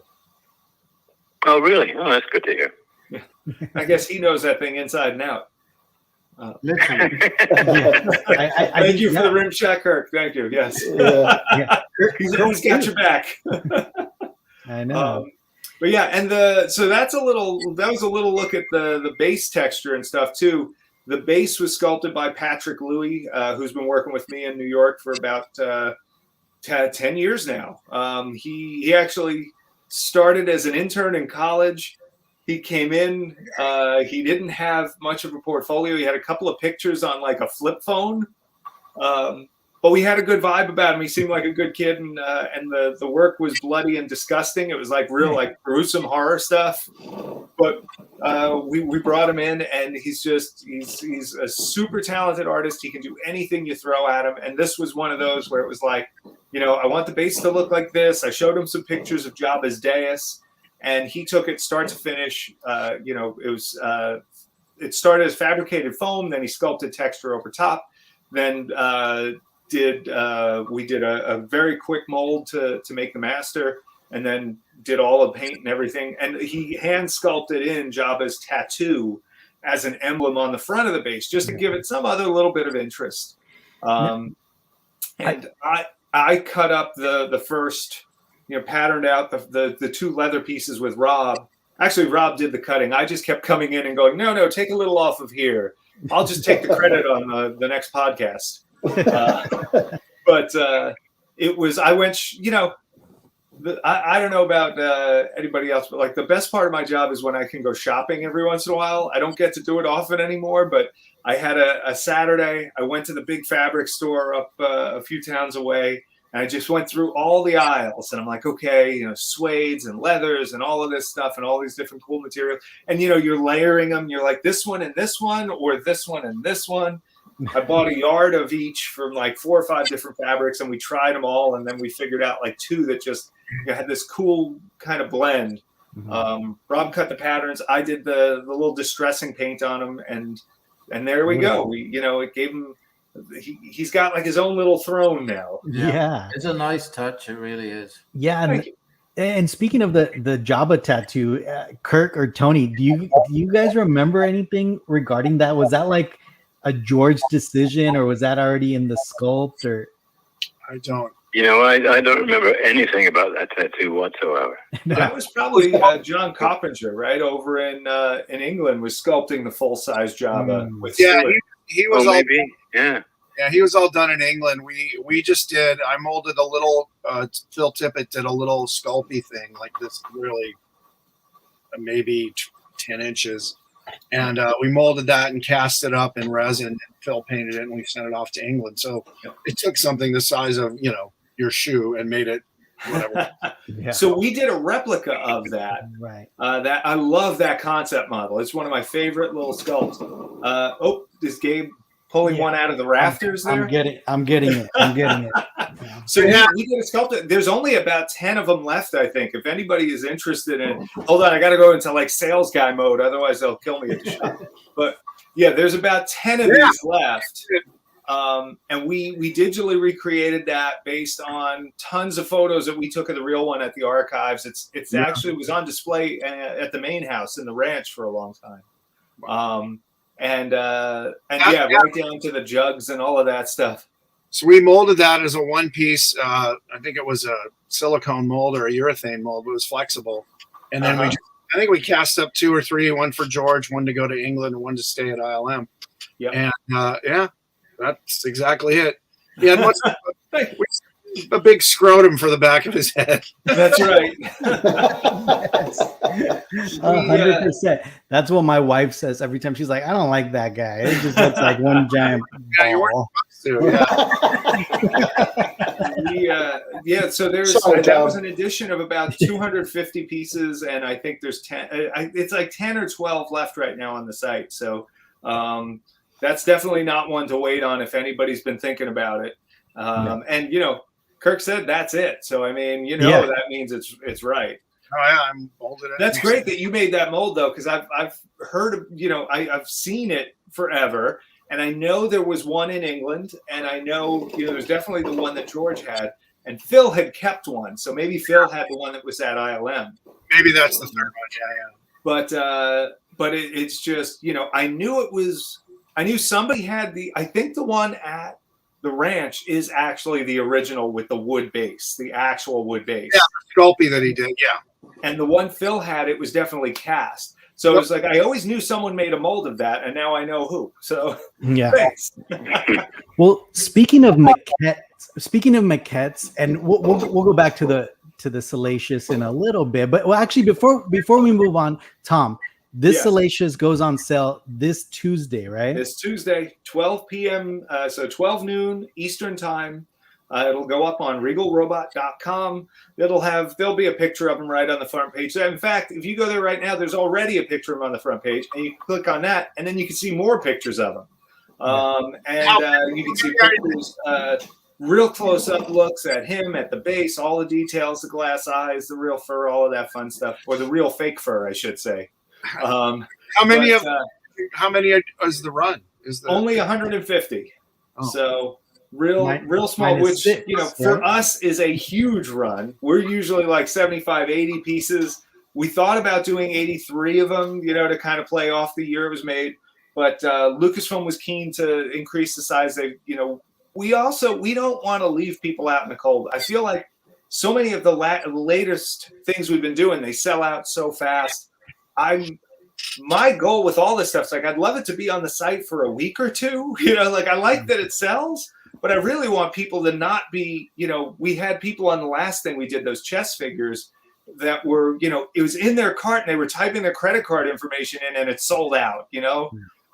So I'm hopeful that with an additional 150, we can get this to where, you know, it's around at least a couple of weeks and people can actually have a good chance to buy them. The other thing we did on this to make them as accessible as possible, because, you know, the way that we do stuff, it's all a lot of hand painting. It's all hand cast.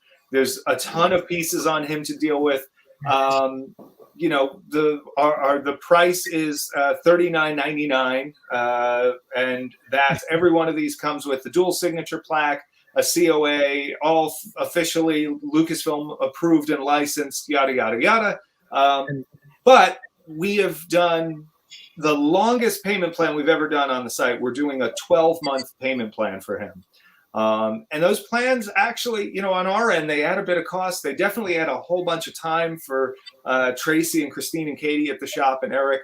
So, you know, thank them for the plan, not me, because I just have to say, like, hey guys, could we pull off a 12-month plan? And then they all go like, no. And I go, okay, we'll try it, you know? So this is an experiment. We'll see how the plan goes. Hopefully it works well on our end and it doesn't add too much cost, and we can maybe look at, you know, longer plans on some future stuff. But do you really think this is going to stay on the store for 2 weeks, Tom?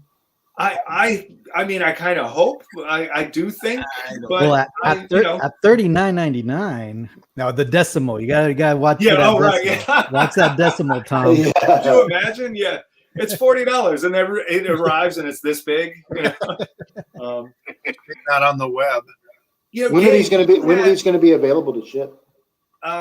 So we're saying, and the now that we have that 12-month plan, I'm thinking early summer through fall of next year will be when they ship. And in the early summer, we'll start selling out anybody who paid in full. And you know, as the plans start ticking off, we'll start going through the rest. Usually we ship them out in number order, and we'll probably still do the same, but kind of almost in two groups, where it's the number order of the people who paid in full, and then from there, as soon as the plans kick over, we'll also put it out there that if anybody wants to pay off their plan early, which you can do with the partially plans we use.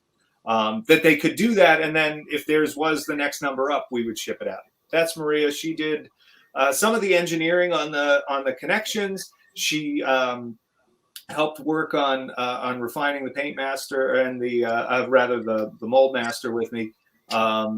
Max at the shop worked on the paint master with me. Marcus worked on engineering the eyes so that we could do something where it was a repeatable thing that we could get those glass eyes in. Yeah, it's a good group, and you know, Maria will probably be heading up the group that's painting all the final ones when the time comes around. So how did you get those eyes in? You gonna reveal that secret? Weird, I didn't mention that. So anyway, other cool things about this are when you go to the site on the 24th. But do go to the site and check it out, and then put a thing on your calendar on the 24th at noon to go back to the site and buy one, because they are pretty cool. As avid collectors, I would actually not take Tom's advice to go back at noon. I would actually go back maybe about 15 minutes before and be ready right at noon. Get it all set up, because you just never know. You never know. Somebody asked us about that. They were like, you know, oh, it was somebody who had gotten blocked out of the chess set. Yeah. And they were like, you know, I don't know how these people are doing it. And yeah, the only thing I could say is set up autofill on your browser, where it's automatically, you know, it's got your address. Set your credit card up that way too, so that when you're punching this thing in, and if you plan on using the payment plan, you can set up an account with Partially ahead of time, register your card and everything, and that way when it comes to the Partially side of the checkout, you can just literally type in your email and password, and you should be through a lot faster than if you had to go in and register and put all your information in. Yeah. Well, now you just guaranteed it won't be up there for 2 weeks. Yeah, I know. Well, but so guys, obviously, this thing comes out Tuesday, like Tom said, 12 Eastern time, 9 Pacific time. That's right. Yeah, trust me, you don't want to miss this one. You got to jump on, fill out everything. So, I mean, Gabe's got one behind him. I see Lee's got his in the picture. Kirk's is somewhere out in space. I want to say no, and really, Tom. I mean, obviously, we got Tom here. We got Tony here. Obviously, I mean, really phenomenal job. This is just amazing, and it's actually such a pleasure and such an honor to be able to tell Tony himself that this thing looks amazing. And I mean, I could not believe it. I walk in here and this thing stares back at me, and it literally, like, it gives me the creeps sometimes because it's just so realistic looking and so cool.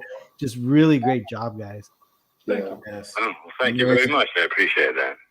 Yeah. So, Tony, I wanted to ask you one more thing because we brought up maquettes.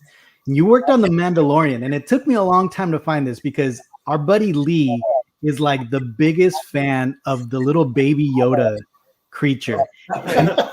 And you actually sculpted the maquette for the baby Yoda, correct? That's right, I did, yeah. Yeah, and I happen to find a little picture. Can you give us a little information about kind of that process and what you did for that sculpt? Well, let's see. Christian Altman designed the character. He's one of the illustrators, designers in the art department there. Yep. And Doug came to me and said, we want to get a little maquette of this thing so we can do a couple of castings. You paint one up and we'll send it down south to LA to use or act as a reference for the puppet. So, it was just one of many things I was doing at the time. I didn't give it much thought. I just copied Christian's artwork, made a few minor changes in the expression, made a mold and cast it and painted one up, and it went down south. And then I moved on to the next thing. I didn't really think any more about it. No one had any idea it was going to get as much attention as it eventually did. Yeah. So it was a complete surprise. And that's, I mean, I'm telling you. Oh, there's the Christian Altman art. There you go. The Lee's sketch. got the original art. Let me put it up here. That's where he took that from. Yeah. And look at that. Yeah, you got it. I mean, it's right on. That's why they hire him. Yeah, exactly. Yeah, right. It's almost like that's his job. Yeah, right. Good at that. And yeah, Tony, I know obviously you just mentioned you're really surprised, but yeah, I mean, this baby Yoda just kind of took off, right? It just took over the world, really. Yeah. I mean, there's songs, toys. I mean, my kids have at least a dozen stuffed animals. Yeah, more than that. Like Lee probably has more than that in stuffed animals. Oh no! I buy them and I give them to my friends' kids. That's I sure you do. Right. Whatever you have to tell the guy at Target, no worries. Yeah. So moving on from Star Wars really quick. I mean, obviously we have to talk about some of these other projects. Now, both Kirk, you and Tony, right, worked on Gremlins. Yeah. We went with Chris. Like I said, Chris Wallace left ILM and started his own shop, and probably 6 months after Jedi wrap for us, he started up on Gremlins. Wow. Mm-hmm. That's amazing. I don't know that there's been a time. Let's see, going back to about 2006, there has not been a time where we have not had a Gremlin in our studio for repair, either from the first film or the second film. In fact, right now, we've just wrapped up work on one. Lainey Miller, who is Dick Miller's widow, had a Gremlin from Gremlins 2 that Joe Dante gave her. And she sent it to us to refurbish for her and to restore it and put an armature in it and stuff like that so it could be on display again. And we just finished that one up. But it's always, every time you look in our studio, there's almost always a gremlin if you come through. Yeah, that's so cool. And Kirk, you did the storyboard, right, for that final. Yeah, I did a bunch. I set up the paint shop and the mold shop for Chris. I designed the paint job for the Gremlins. We did 3 different looks. What you see in the movie, and then something that was a little more like a coral snake, kind of orangey red and black and yellow, and then a real wild one, which was very yellow and ochres and golds and green. It was more of like a green lizard iguana thing.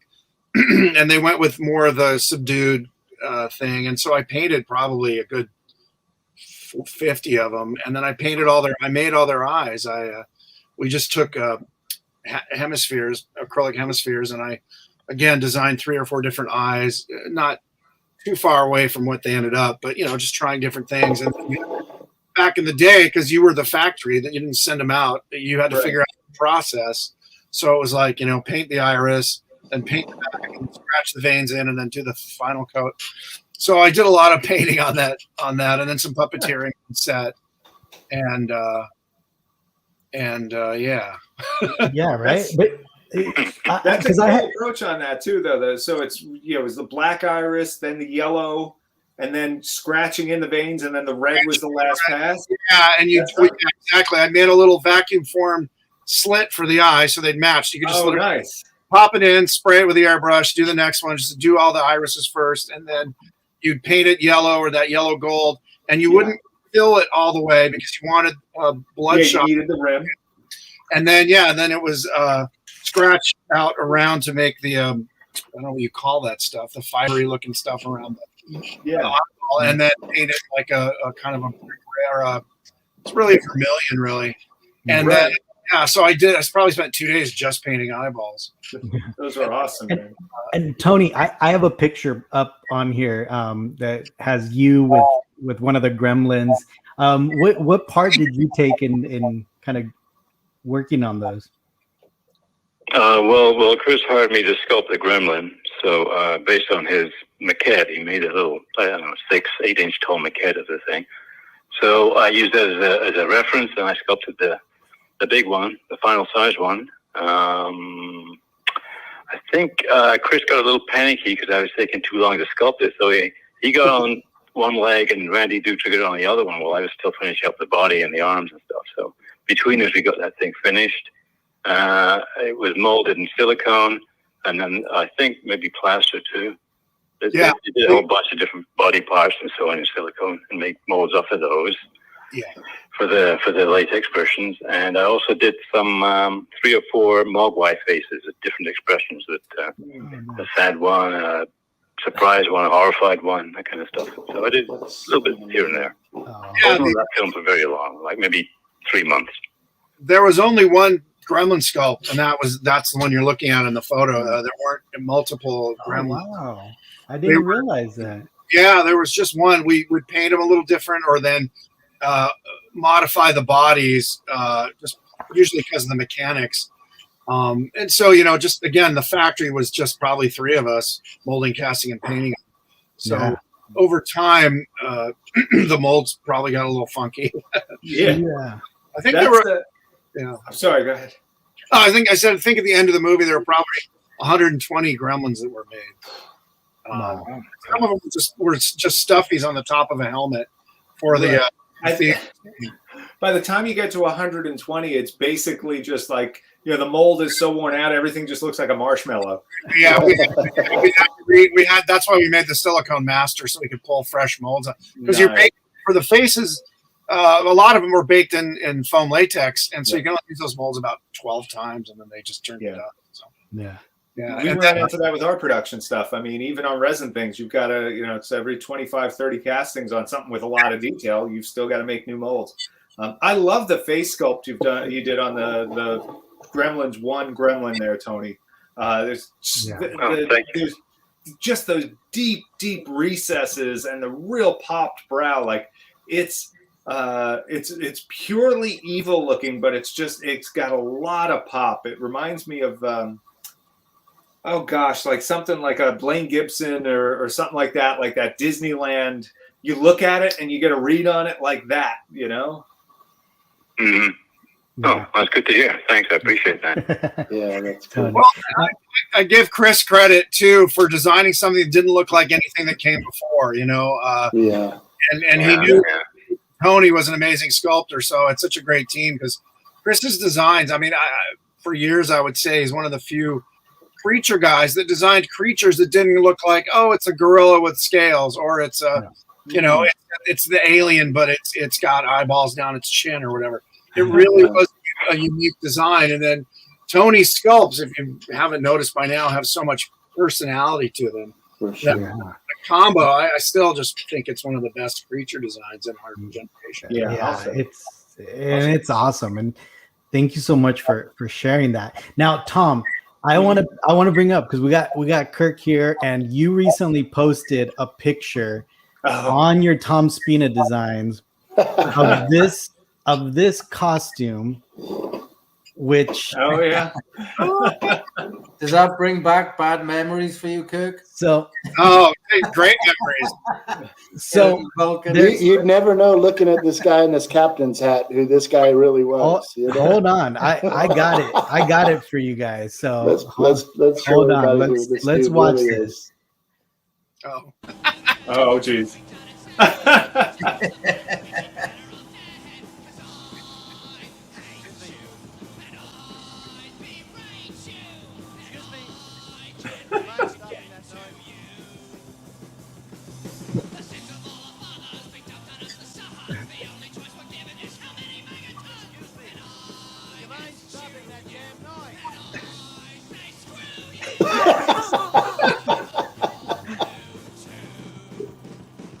Say goodnight. Everyone clap. The applause. So good. What are you guys looking at? So sorry, Tony. Tony, what's going on? I know. So, Tony, we were looking at the scene from Star Trek Part 3, right? Part 4, where Kirk gets the Vulcan sleeper choke, right? Here's right, yeah. Here's a I remember that. Oh, yeah. There's a deep Star Wars cut. If you roll back a little bit, there's a gal in a red beret, and she was one of the Creature Shop people, Jeannie Loren, who worked at the Creature Shop. Let's see. She's sitting on the right side of the bus, looking towards the front. She's wearing a beret. Right there. A red beret. That's Jeannie Loren. She, also did acting, but she was one of the main fabricators on Jedi. Oh, that is awesome. Small world kind of deep cut. Yeah. Hey, Kurt, I don't know if you're familiar with, we've got this thing going with Star Wars, Star Trek, and we just love Star Trek on Collection Wars. And I just want to know what it feels like to be able to shoot the bird to Captain Kirk and Spock. How did it feel, man? I just would love that opportunity. What's funny was they weren't even there because the bus was so small, the camera and lights. I'm flipping off a camera guy. That's hilarious. So Kirk, and I'm sorry. So Kirk, before we get into the costume, this isn't the only time. This is another deep cut that people might not realize.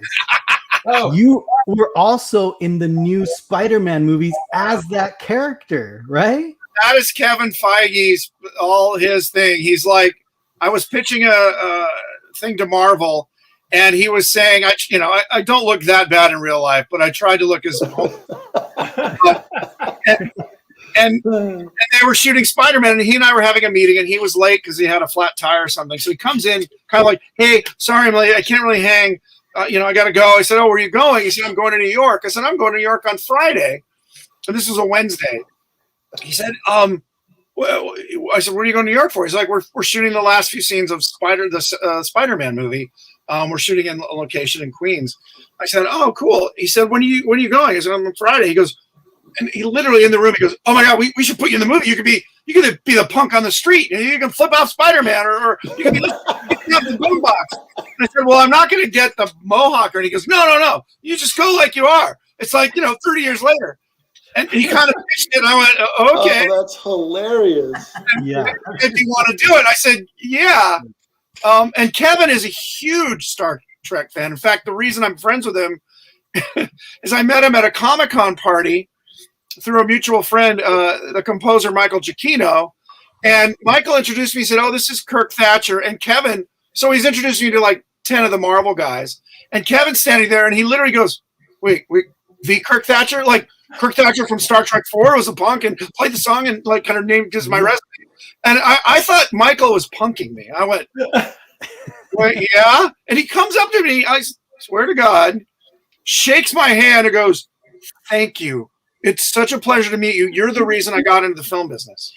Oh, wow. That is awesome. I said, "Well, thank you for reinvigorating." Basically, we owe the Marvel universe to you. Yeah. Wow. Well, he worked on the X-Men movies. He worked his way up to running it. He worked on the X-Men movies with Ralph Winter and all that. But he said the reason I got into the filmmaking was I saw Star Trek 4 like 14 or 15, and I saw your credit. You were an associate producer, and you were the punk, and you wrote the song. And yeah. And he said, I want to be a producer if you get to do all that cool stuff. So yeah. Well, we've been friends ever since. So speaking of, so that the song you hear in the boombox, right, Kirk? You wrote it, right? Can you tell us a little bit about how that came about? Yeah, really quick. I wrote and sang it. So Leonard, we just shot the scene, and I'm just, well, I guess it's this hand. Let me get over there. Get it accurate for you guys. So I was like this, and there was no music because they couldn't rap over. You screw up your audio. So I was just bopping around, hitting the chew gum, looking, like an asshole. So I was just bopping with kind of a da-da-da-da-da-da because I was a fan of punk rock. Yes. And so we shot, and they were going to put music to it. And the music guy at Paramount was like, "Well, we have Duran Duran, or we have, like British Dave." Yeah. I said, no. And Leonard didn't know about, this kind of music. I said, no, Leonard, that's not right. It's got to be really angry punk music, like Sex Pistols or Dead Kennedys. And I remember the music, guy at Paramount kind of made a face like, oh no, we're not going to use that. And so this is how great Leonard was with me. I said, look, I will write. I was in a band in high school. I will write a punk song. And if you don't like it, don't use it. But I can write one really fast. This was like, say, Wednesday or Thursday. And so I literally wrote in about 20 minutes the lyrics and kind of the rhythm. And Mark Mangini, who was the sound designer on Trek 4, I'd met on Gremlins because I did some live Gremlin voices on Gremlins 1, which ended up, Mark hired me on Gremlins 2 to do voices. But I said, I knew he played guitar. I said, look, I wrote this punk song, but, I don't play an instrument.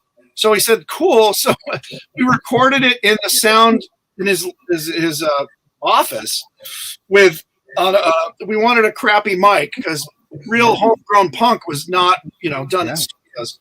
So we recorded it in the hallway to sound really bad. And he played guitar, and one of the sound editors played drums, and another one played bass. And we recorded it in about an hour. And Leonard came by the next day. So I think it was a Friday or Saturday because he was there to listen to the whale sounds, or the alien versions of whale sounds. Are we getting a bad echo? No. Sorry. And so he listened to that, and I said, okay, hey, I want to play the song for you. And, it's only like a minute and a half. So I remember him listening to it, very serious.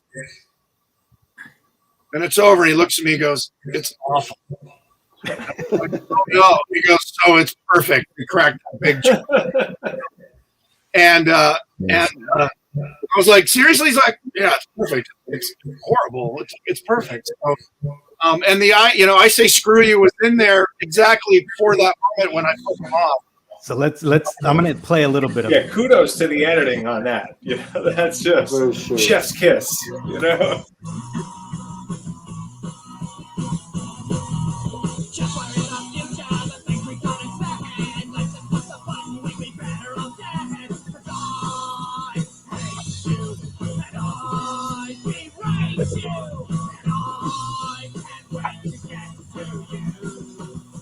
It's right down Gabe's alley.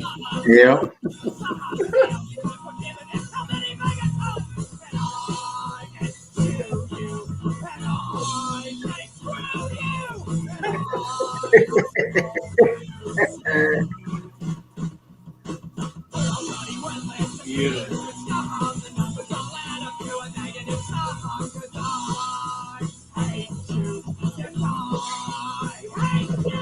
It's awful. I wish I could take it. I know. Yeah, it's basically a song you want to slap somebody for listening to. That was No, I love how big your move is on the turn up too, on the volume. So it's just, you know? Yeah. Well, it's funny. One more anecdote. I know we got to go. The jacket I was wearing, I bought on Melrose. It was a cheap black leather jacket, but it was really stiff because it was cheap leather. So, and I'm wearing a dog collar. So when Leonard, the first time he went to pinch me, I didn't feel it. So I'm, sitting there. Wait, let me get it right. I'm sitting there like this and trying not to look at him because the whole idea is I'm looking away. So, so I'm doing this and I can see peripherally his arm is there. So the first take, I'm like trying to, and I said, Leonard, you really got to pinch me. And what the joke was, he said, well, you're supposed to act like I'm pinching you. I'm like, yeah, you can't feel when you're actually touching my jacket. So we had to do, but we literally did it going up and down the Golden Gate Bridge. There was no, really? We were literally on the bridge. So for all that, not just the whole thing. So we were on that bridge for like 4 hours going up and back because you had to match the background. So we shooting going north, and then take a break as we go south, and then shoot going north, and then change angles, and then shoot going north, and then drive back. So how much was that in tolls? I know, right? Yeah. So Tom, how did you get this? How did this come through your shop? So, well, we do a ton of this sort of work where someone has a piece from a movie, costume, whatever. The example I usually give is like, someone who's got Arnold Schwarzenegger's costume from Terminator. You just can't put it on a regular mannequin. In this rare instance, it was actually my own piece that we were doing. It's usually, I'm like the cobbler's kid that has no shoes. I have there's usually a couple of costumes that I have on a hanger because I spent all my time making mannequins for other people. But this was a mannequin I put together for that costume. Very minimal, no hands, very clean and simple. At the time, I had a few of these costumes from that movie kind of all together. And this came through a trade with a fellow collector, someone I've known for many years. And it eventually wound up getting traded somewhere else. You know how collectors are. Things come in, things go out. But yeah, we kind of like the Gremlins. There's always a couple of mannequins being built. At the moment, there's a bunch of Power Rangers in the shop. There's a couple of Ninja Turtles stuff where it's sometimes it's that combination where you have something like a Ninja Turtle where it's a big foam latex suit that is now like a graham cracker suit. That we have to figure out, like, how do we preserve this and actually conserve that costume, but also get it onto a mannequin so it looks pretty good because it's been sitting in a box for 20 years. Is that the one from the 90s? Is that the Ninja Turtles from the 90s? Yes. Yeah. Like actual the handsome chopped turtles. Yeah, they're incredible. We've had a few of them through. They're beautiful costumes. Are really neat the way they've engineered them too. With there's like cool lacing and stuff that goes on underneath all the pads and things like that. But it's foam latex, so it's tough to work with after that much time. When are we going to do the baby dinosaur? Yeah, that's what I was going to ask. We've had one or two baby dinosaurs through for little work, but yeah, I mean, I would love to help preserve some more of those. We did a bunch of Henson stuff for the Museum of the Moving Image when they got their exhibit going. So a lot of Dark Crystal stuff. Jim Henson's Skeksis, the one that Jim actually performed, came through for conservation. One of the Mystics came through for restoration conservation. We patched up all the hands, preserved those, refurbished the head and preserved that. Podling, so one of those little cannonball guys from Labyrinth. So a whole bunch of other stuff came through from that. Some other Mystic hands and Skeksis hands too. But I'm like the luckiest kid in the world. I go to work and all the stuff that inspired me is right there in front of me. And then we're, that's one side of it. And then on the other side, I get to make cool Star Wars stuff for people. Yeah, and it's just kind of like, never not excited to go to the studio. Yeah. Never. Every day is just like, okay, when can I go? I'm going to work now. Hey, if you guys don't mind, I'd like to give props out to Gabe for putting together such awesome content for these wonderful, talented artists on our show. He's done. He's worked. He's done a fantastic job. Gabe, my partner, dude, you're awesome. If this is Michael Tony talking on Collection Wars. I have a quick question I wanted to ask you. First, I wanted to let you guys know, Kurt, and as well as Tony.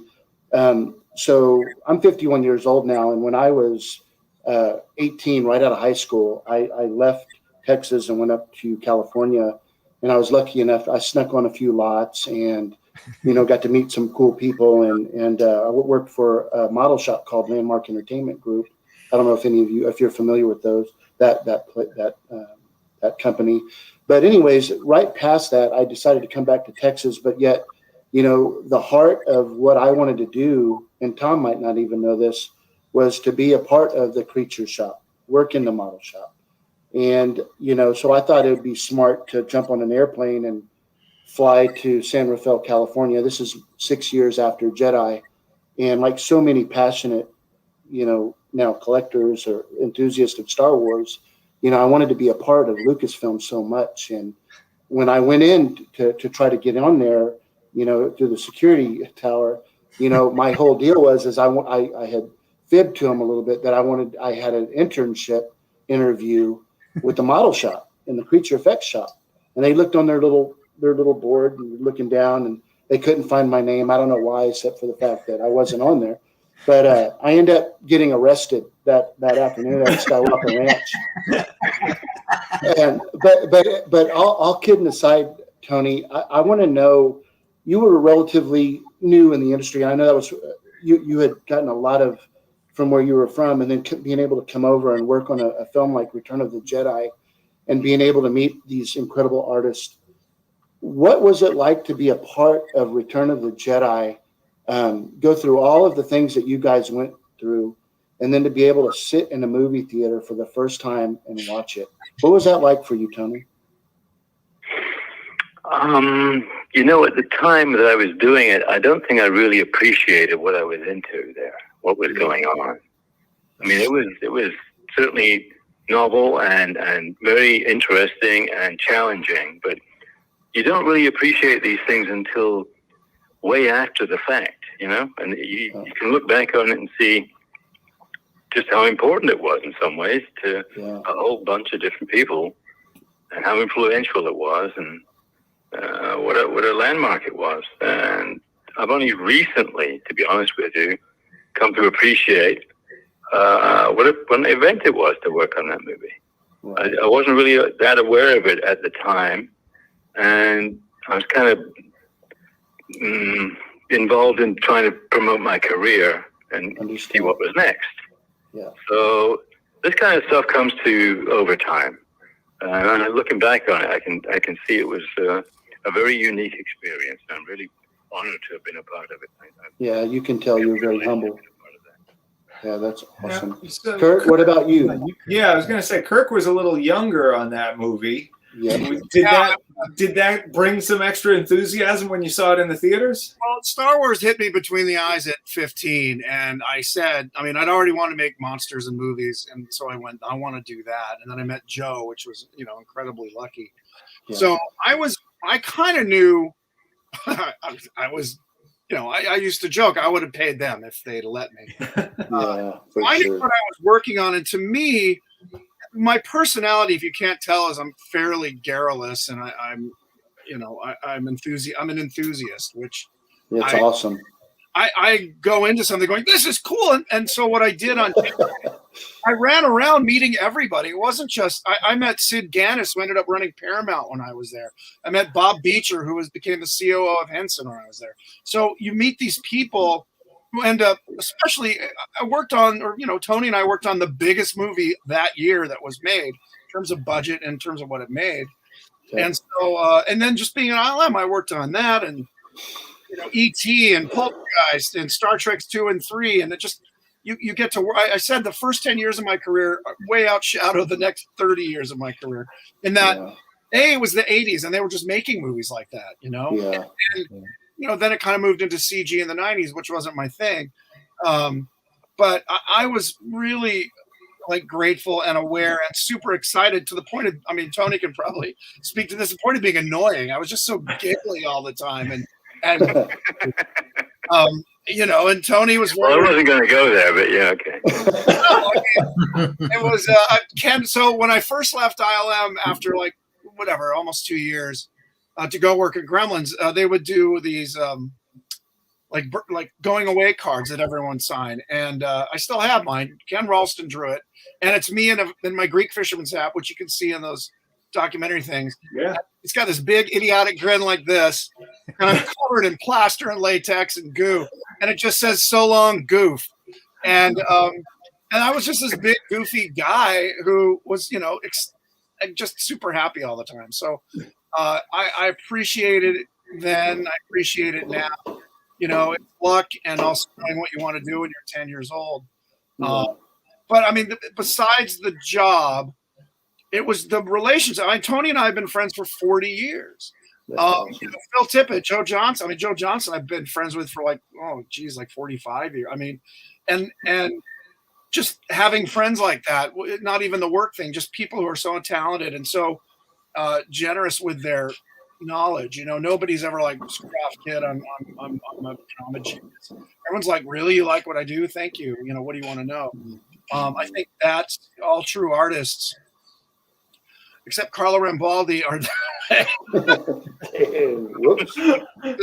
There's Carlo's stories. He wasn't a monster. I was just saying he tended to be a little more secretive. I don't want to give anything. Yeah, it's an ILM back then was, like I said, it was like a fraternity of artists. And it would just, if you look at the movies made from 1980 to 1990, it's just crazy how much IP was, original design, like Gremlins and Aliens was a little early, but specifically ILM, so much cool stuff came out of there. It was just great. It's in fact, this October they're having the second of these 3 ILM reunions for anyone who worked on the first trilogy.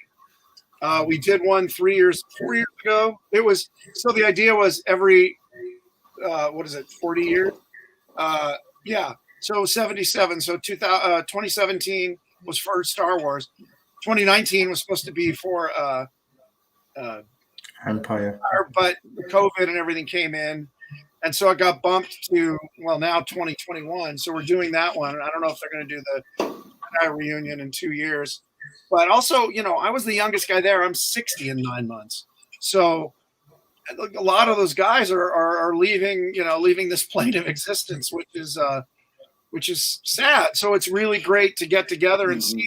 Some of them I haven't literally seen in 35, 37 years. Yeah. And so it's like being part of a cool fraternity that at the time, and I think to what Tony's saying, I was enthusiastic because of my youth, but also you're always focused on your next job. Yeah. You don't go back and go, hey everybody, I worked on Revenge of the Jedi, come and meet. No one was doing autographs or anything now. Yeah.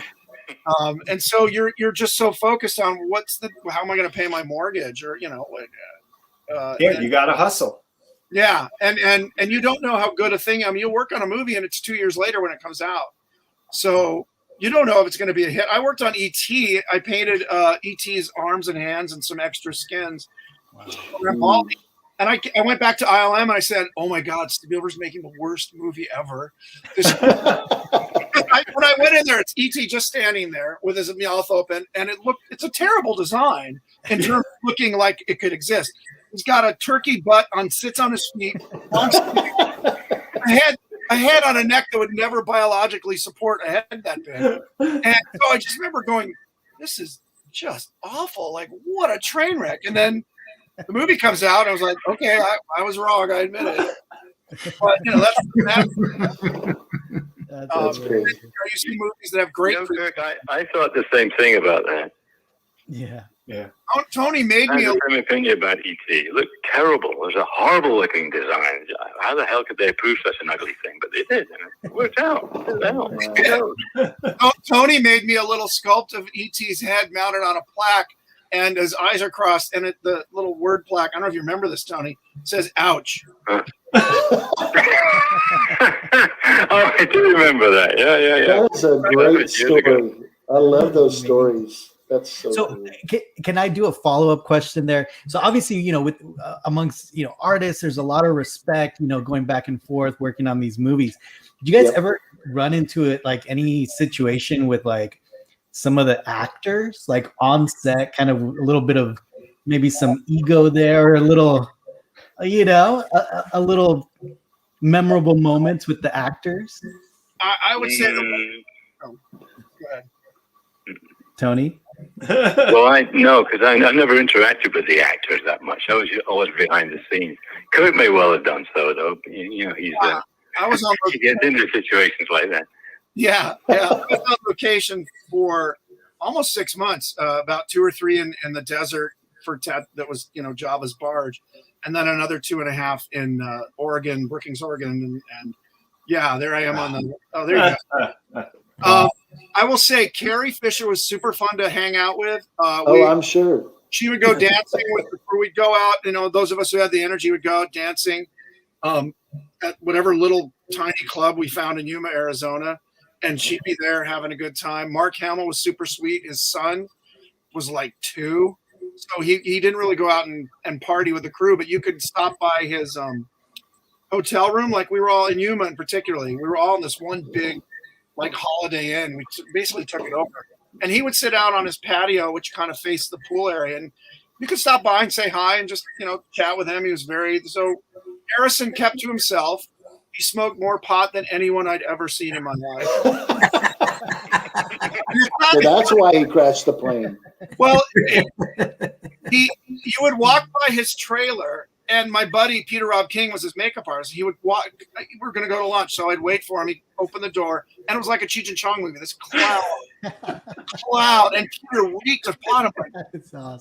you know, and I'm a nice kid from a nice neighborhood. I was like, "Are you guys smoking pot?" You know, and he's like, and Peter's like, "No, it's Harry, but don't tell anyone." But 40 years ago, he and I said, "How do you deal with that?" He goes, "We buy cases of Visine." But whatever it worked, because my lesson in movie acting was we were doing the skiff guard, so we had to make sure their heads went on and there weren't tears, whatever. So you were right near camera. So there was a scene with Harrison and Mark on the little skiff or at tip, and Harrison. Let's see, I don't know how I show this. Harrison's looking up. Well, it looks like a 2-shot, and I was maybe 8 feet away. Camera's about 3 feet away, so it was a tight 2-shot of the two of them. And I was so far away that I couldn't hear what Harrison was saying, but I could hear and see what Mark was saying. So I'm watching the scene, and Mark's like, "Not going. The job is gonna blow it up." And Harrison Ford's like, I was like, "Oh my!" I remember thinking, even saying to whoever was there, Phil or Randy or something, "Oh my God, he's so stoned. He's tanking his performance." Mark's selling it like, you know, he's there and he's in the moment, and Harrison's just like a zombie. And then part of my job was to go to dailies and watch the dailies because Phil didn't want to go there, and I'm just making sure that nothing was wrong with the monsters or the latex. So I'm there at dailies, and the scene is Mark Hamill's like, "We left Flanagan go, and it's gonna be boom," and Harrison's like, "I'll tell you, kid." And so Mark is all over and, you know, really selling it.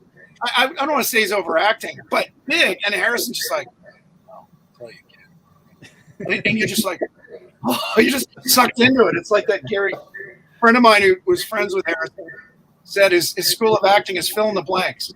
It was little possible, and it's true. It brings you in. He's like, what's he thinking? What's his, you know, where Mark is very much like he's in the moment but that's what played to their strengths. He was a tough old pirate, and Mark was the young guy with the enthusiasm, but it was interesting. So, but those are the two. Peter Mayhew was a sweetheart. All the Ewoks. Mainly I worked with Ewoks for like 2 or 3 months.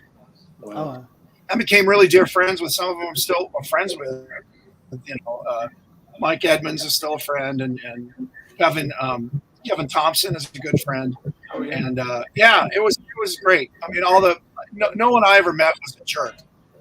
Yeah, Kevin and Debbie Lee Carrington were on a commercial. We did a Star Wars commercial. They were playing Jawas though this time around. Debbie passed about 2 years ago. Yeah, I know. Actually, she played Cabe from the Cantina in this particular commercial. Kevin was a Jawa, and I don't know. I can't think of the other actor that played the other Jawa. But anyway, Kevin was awesome though. Yeah, and Debbie was amazing. She was such a sweetheart. There's pictures of she and I like cuddling because it was cold in the forest, so you just put an Ewok on you and cuddle them. And Brandon from Prop Store sent me a picture from Warren Franklin's film roll, and it's we both look like we're 12. It was really sweet of him to send it to me because I didn't know her. We were very, very close. But yeah, I don't have any bad stories about any of the talent that I. I think I have. So you were looking for salacious stories there, eh, Gabe? There it is. Oh, that was cute. Yeah. You look like you're like 12, man. I know. Yeah, there's the picture that was from the Ewok movie, actually. Really? The one that Brandon sent me was from Jedi, which was 82, and Bubby looks like a fetus, and I look like I'm 12. Hey, it's chilly out here. Toss me another Ewok. Right. So this is you with all the. And there's the girl sitting to my camera right. So it'll be on my left. That's Jeannie Loren, the gal in the red hat, who's also you you also see her in the Jedi making creature doctor. Nice. That's awesome. And 2/3 of those women, or all the women in there, save for Jeannie and the gal to I guess a camera left. That's Judy Elkins. Everyone else was a local hire from Oregon to help dress and keep the Ewoks alive. Oh wow. George was always money conscious. I know, right? That is so cool. So I wanted to share one other picture because I know our buddy David always, he really respects you so much, Kirk, and obviously he's the one who kind of got us in touch. He says that in public. Yeah, he did this awesome portrait of you, and he told the story when he was on our show. But I just wanted to show it because David's just such an amazing artist, and he really did a great job on this. That was a gift. He just did that out of the blue, and I adore it. And sadly, nobody wants to buy it autographed, so it's just. That is awesome. Well, guys, I know we're running really late, and I really appreciate everybody's time and obviously jumping on here. Tony, thank you so much for being on the phone with us this time. I know it probably wasn't as entertaining to not be able to see the stuff, but I'm telling you, from the bottom of our hearts, I'm not only just with the Salacious that's coming out that Tom and you just did such an amazing job, but just as a Star Wars fan, just really kind of going back to that feeling that those movies brought to us, and now as adults we look for it, right? It's a tough world out there, right? A lot of division, but I always say that the one thread that connects us all right now is Star Wars, which is kind of crazy because the fandom just is so broad, and with these new series like Mandalorian, I'm so happy that you're still involved in the franchise, and they're still giving us these memories that will essentially last a lifetime. My kids, again, you not only inspired me as a kid, but now my children watching The Mandalorian and Baby Yoda. It's amazing how these things work out like that. But thank you, Tony, so much for your time. Oh, well, thank you. It's a great pleasure talking to you all. And I do appreciate your sentiments. I mean, who'd have thunk it all these years later I'll still be doing this nonsense? For heaven's sake. Yeah. And Tony, what is there anything, any project or anything you'd like to tell folks about that you're working on, or anything? I know you make a lot of models, right? A lot of like the dinosaur resin sculpts and things like that. Are you still making? Well, I used to do that. There's not such a big market for that anymore. Although I still actually sell some of those overseas in Hong Kong. There seems to be quite a market there. Okay. At least there was. But no, I'm on season 4 of The Mandalorian, and I'm enjoying myself. And who knew it was going to go this long? I think we're all surprised by that. But it's, I'm very grateful that I'm still involved. It's an interesting business. Let's put it that way. Yeah, for sure. Well, thank you so much, Tony. And Kirk, again, similar, obviously. I mean, the work that you've done, not only just Star Wars, Kirk, but again, and Tony too, obviously with Gremlins and Dinosaurs. I actually grew up watching that show like weekly. I love dinosaurs, and even me and my wife still quote it. We're like, not the mama, not the baby. So thank you again. You know, I gotta say, Star Wars fans are incredibly sweet. I've been to a number of conventions, and you guys are so. I mean, fans in general, but you guys in particular, everyone's so grateful and honest and sweet and sincere. It means a lot, because we're just trying to make cool stuff and have fun doing it. But then 40 years later, to have people come up and go like, "Oh my God, I love that you did that," or it's really nice, because you don't think about that when you get into this business. At least And Kirk, is there? So I know you have a website, right, where people could check out a lot of your work and your Yes. Wow. Yeah, I got. I sign autographs and drawings. I'll do original drawings of stuff I've worked on. I don't do like superheroes, but I'll do Gremlins and dinosaurs characters, and then the latest thing, the only thing I can really talk about that's coming out soon. Oh, that is a great interview. That right there with Phil and I, it's hilarious. We should be. We look like we're like brothers. And it's pretty. The thing I was saying earlier about like I was so goofy and he tolerated me. There's a great bit there. And then you can see a bunch of. I think it's a link to my Vimeo page and then Muppets Haunted Mansion is coming out this October. Yeah. Are they singing Bohemian Rhapsody there, Kirk? Yeah, I directed that. I've done it. Really? I've worked for the Muppets for, if you read my website. read. No, I know that, but that just looks just like Bohemian Rhapsody. It is. We did a Muppet version of it. In fact, Queen loved it so much they gave us all their instrumentals. It was all done to Queen's version of it. Oh, wow. That's awesome. That's awesome. Muppet vocals. And then, Muppets Haunted Mansion is coming out on Disney Plus this October, and I and directed it. Perfect. And again, thank you so much. I know the show ran a little longer, but we were having lots of fun and so much information. Really, thank you, Tom. Obviously, we always love having you. And once again, right? This Salacious comes out on Tuesday. That's right. Tuesday, 12 noon Eastern. Anybody has questions in the meantime, hit us up on Monday. Shoot us an email. You can find us on social. We're at Regal Robot. And then my other company's at Tom Spina Designs. If you ever want to see just, cool movie stuff being restored or theming or anything like that. And I'm going to give a shout out to Steven Jimenez in the caption, the comments here, who's quoting the old Star Wars gangster rap Flash animation from like 20 years ago. Yeah. Just randomly. I don't think it was called for. I don't know that anyone asked for it, but Steven, that's what we needed, and we respect you, sir. Thank you for your service. That's right. Awesome. Tom, I have one question for you. Do you stand up in every interview that you do, or you sat?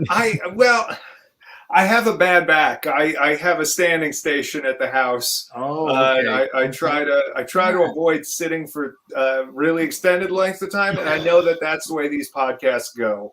So usually I'm staying. I'm also like when we have a new person start at the studio, they'll follow me around for a while, and I'll be moving around. I'm like, no, you got to follow like 5 feet away because I dart. I'm always on the move.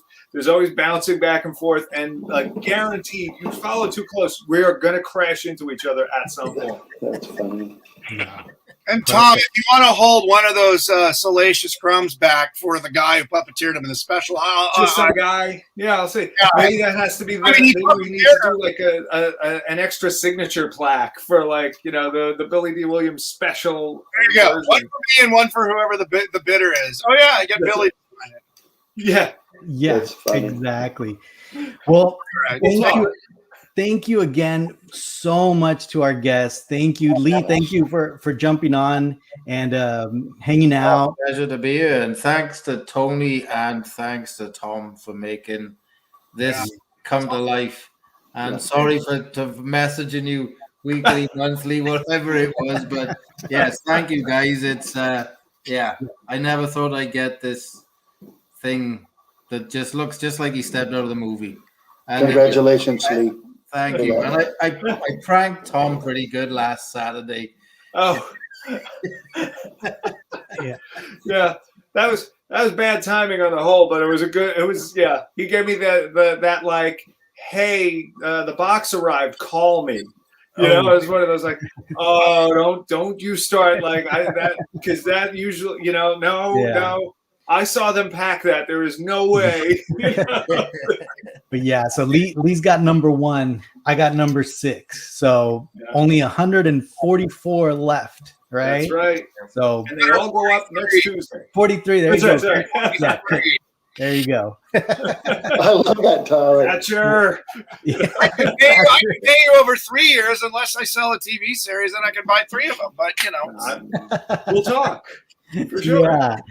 I'll tell you what. I'll sell it to you for a casting of your big Effantmon legs. Oh, he's looking up. We got great umbrella stands. That's right. I like how only the puppeteers can manage which way is which on the reverse monitor. Yeah, it screws me up. I know you did good, Tom. Well, thank you again, everybody.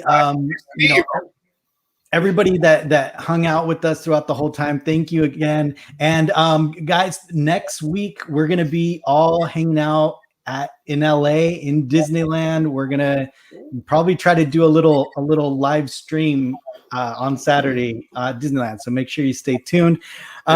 Tony, again, thank you. Kirk, Tom, everybody.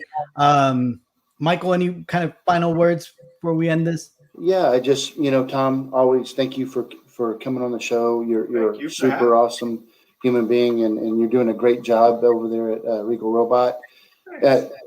To Kurt and Tony, thank you so very, very much for being on our show. I'm so very humbled. This has a personal connection to me, and I wish I knew Kurt's.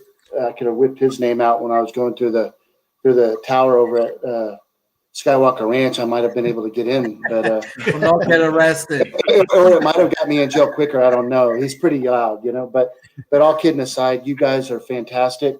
Thanks for your evening to our viewers. Thanks for your Saturday evening, and I look forward to seeing you guys on the next show. And Gabe, my sidekick, thank you so very much for the hard work putting all the footage together. Yeah, and then Lee, you did a great job. You're looking at Tom. Yeah, Lee, you did good. Okay. Well, thank you guys. And for our guests, if you wouldn't mind just sticking around for just 1 second. Thank you guys, and we'll see you next week, guys. Thank you. Good night, everybody. Thanks so much.